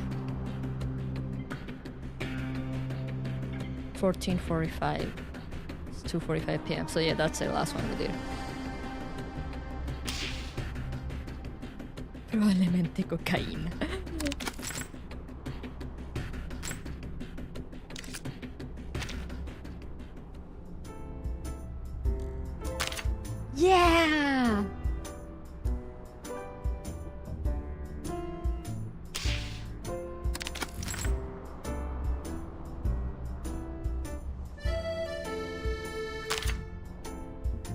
Hell yeah. But anyway, unfortunately, that's all the time I have for now. It is actually later than I thought it would be. So let's go back here real quick for a little bit. I didn't know the timer there shows the dates. Yeah. Yeah, the thingy there shows the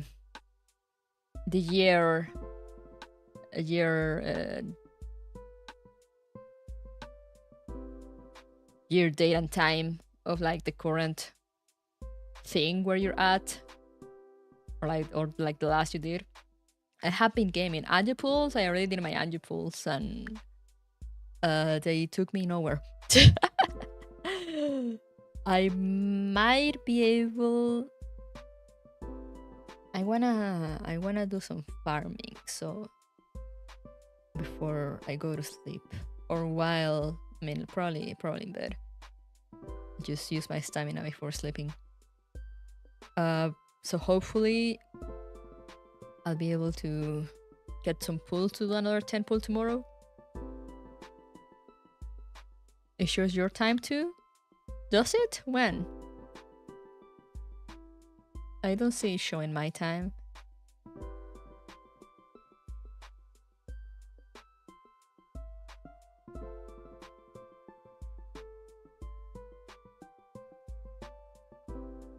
That was one hell of a start. Now I want to know how this ends. Yeah, me too.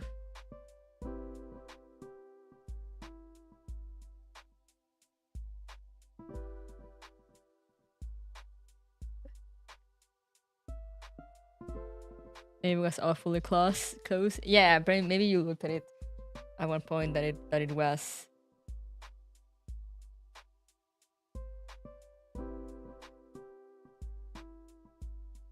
But yeah, no, that was a start, and the trailer was great. You know, the latest reverse chapters have been fire. The events too. So I'm really looking forward for the future. You know, like the game started like good enough. You know, it was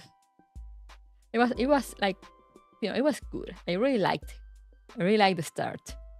Like the whole thing in 1929, and then chapter 3 and everything. It's been great, but somehow I feel like it's just been getting better. There's been some up and down with some events, but lately everything has just been like great. Yeah, Vienna started the momentum of like peak.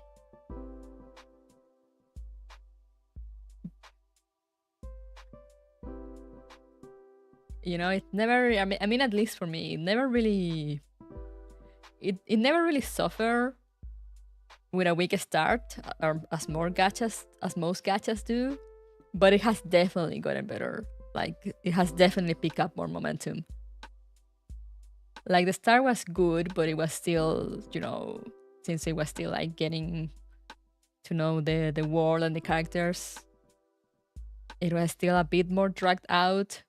You know, because you have like chapter 1 and chapter 2, 1929. And then on chapter 3, you got the randomly going through Vertin's childhood and all that.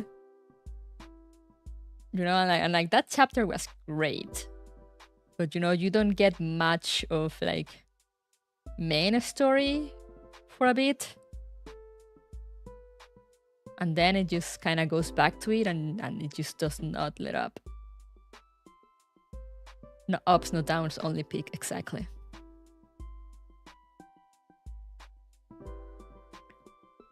I'll wait for the Assassin's Creed event to visit Robert 1999. I'm sure they will have a better story than the recent Assassins. Probably. Man, it's so sad what has happened to Assassin's Creed. Like, I was a big fan of the franchise. So I'm really looking forward to see what Reverse does. Also, hey, Haku. Yeah, how's the axe? But yeah, I'm really looking forward to see what they do. I might actually, depending on how busy I am whenever the event that collab drops, I might actually stream it. As I said, it is a collab, so if I don't have the time or like I want to prioritize something else, I won't try to make time for it as I do for like main story and events. But I would like to stream it. It will really depend on when it drops. Just got the access here than expected. Time to train those arms. I was a big fan of Ubisoft, imagine that. Yeah, no, me too. And it's just been falling for the past few years. Like, I feel like now all it can do is just crash and burn. Apparently Assassin's Creed Shadows got delayed again? I'm not entirely sure.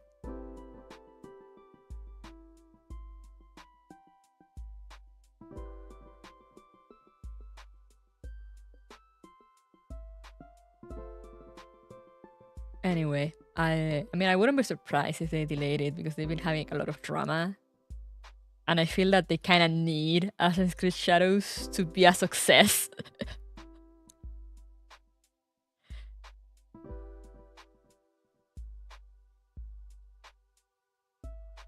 Other good gacha games drop soon? Which one? To March, damn. Yeah, I said I'm not entirely surprised with all the drama and stuff they've been having. Because they really need I feel like they really need this game to do well. Like if it doesn't sell well, I don't really know what will happen to them.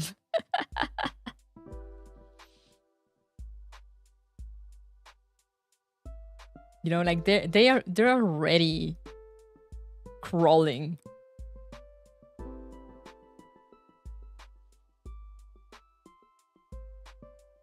Which game? Assassin's Creed Shadows.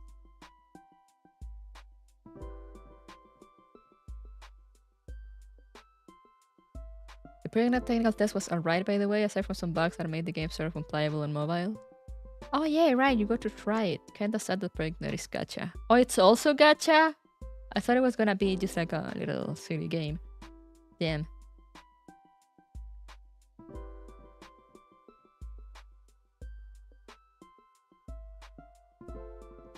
Endfield, Black Beacon, and Ethereal Star 2. I only know one of those. I only know Endfield of those.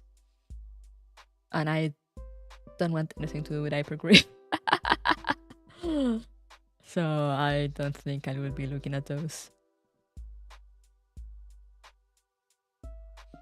I got to fight Giant Ares. Ooh. Training Ray feels like a fun game to me. Shouldn't be that hard to be better than a Snowbreak. Damn.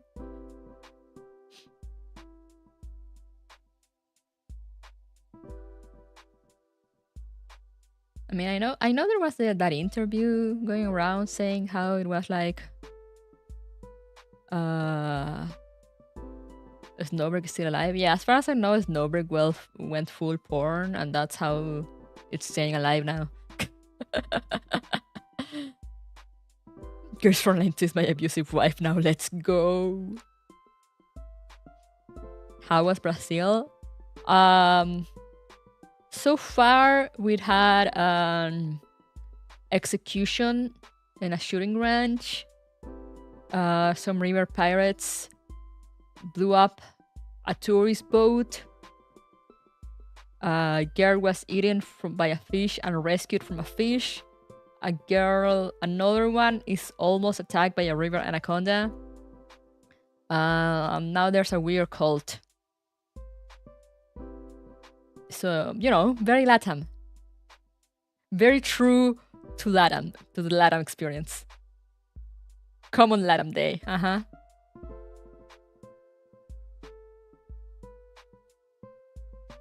Good on me throwing shade at Epigraph. Hey, high five! I'm like Endfield when it comes to, you know, to the graphics. and all that. The combat also looked really, really good. But I don't know. Apparently, it looked like the main gameplay focus is the base building, like the resource managing, which I mean can be fun for some people. But as a mainly story-focused person, I refuse to touch any other hyperglyph game ever in my life.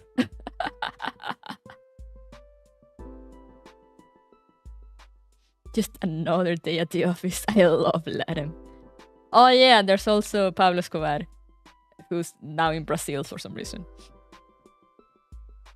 Satisfactory Factorio. Yeah, Satisfactory Factorio, like. I love the art direction and music, just that. Yeah, exactly. Like the art direction and music look great. The combat look really good also.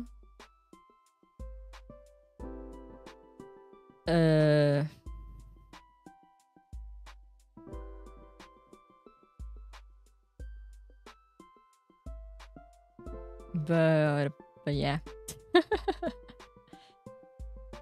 I feel better look like a damn sinner for when it's also, yeah. Like, did you guys see the Antwill specs? I'm like, that's insane. Let me get those for you. Arknight's Antfield specs. For PC, the recommended specifications for the Arknight's Antfield PC beta test are OS Windows 10 or 11, CPU Intel Core i7 10700K or equivalent, NVIDIA RTX 2060 or equivalent, 32 GB of RAM. And the minimum, it's Intel i5 9400F and NVIDIA GTX 1060 6B or equivalent, and 16 GB of RAM.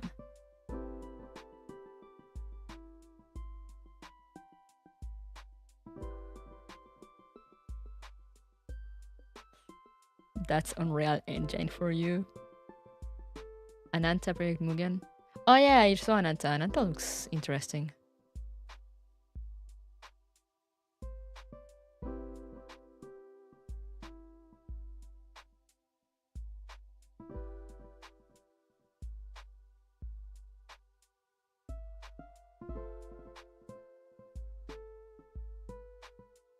Wait, the GPU has to be 6 GB or more. The GPU. 32 GB recommended RAM is insane. Yeah, I'm like, a gacha requiring 32 GB of RAM. It's like crazy.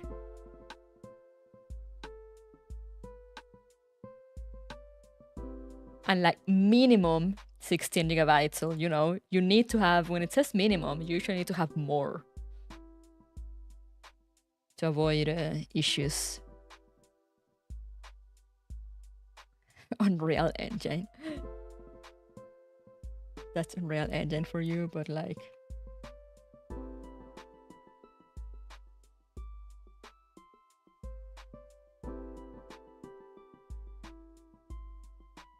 Isn't WoWA Unreal Engine also?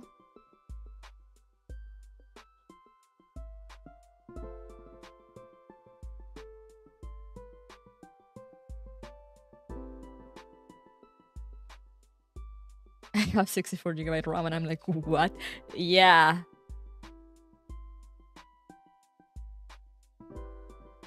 It is Unreal Engine. Okay, because I have here that the requirements for WoWA. It also has 16 GB of RAM, but I mean, that's kind of common nowadays.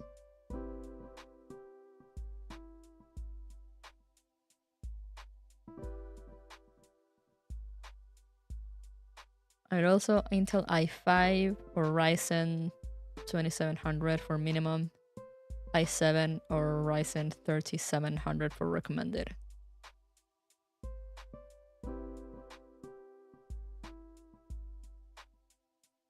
I'm smelling something of I feel smelling shit optimization. Yeah.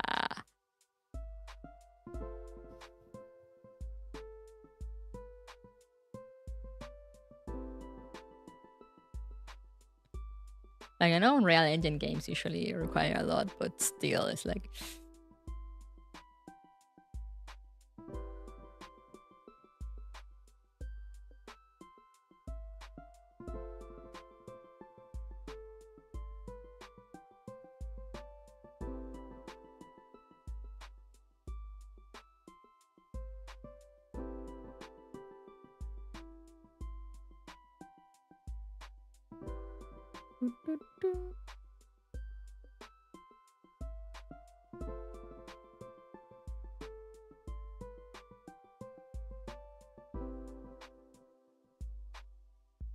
Diana Offit trailer just dropped. My wallet is in danger. Still smell like bad optimization. Yeah, because it's too much for like the graphics.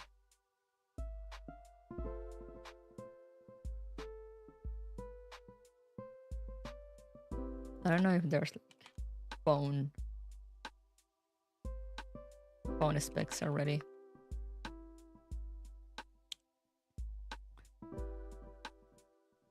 Because the beta...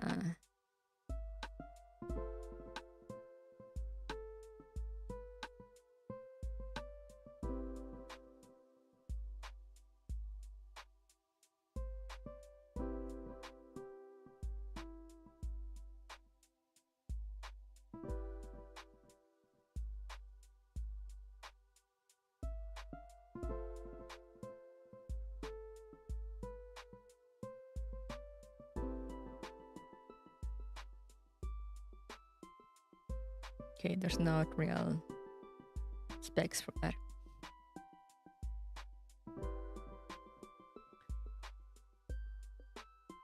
I sleep until my German wife arrives, real. Diane, it's gonna be the saving banner for me. I'm gonna have so much currency. Yeah, Irma, you mean Miss Raymond? Mrs. Raymond? You didn't pull for Diane, Mr. Raymond borrowed her to you. I report you to local politicians now.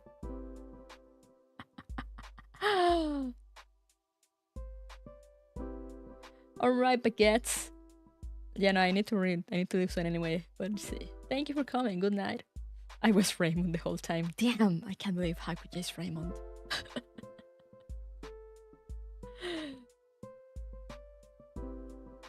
That's still so funny to me.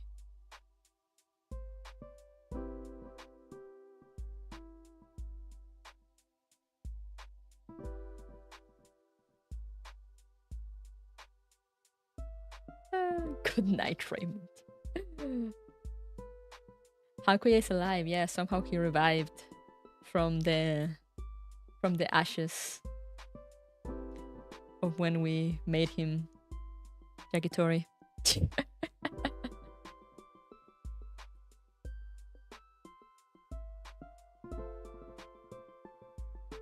But yeah, it is midnight here, so I'm gonna go. We shall continue reverse tomorrow.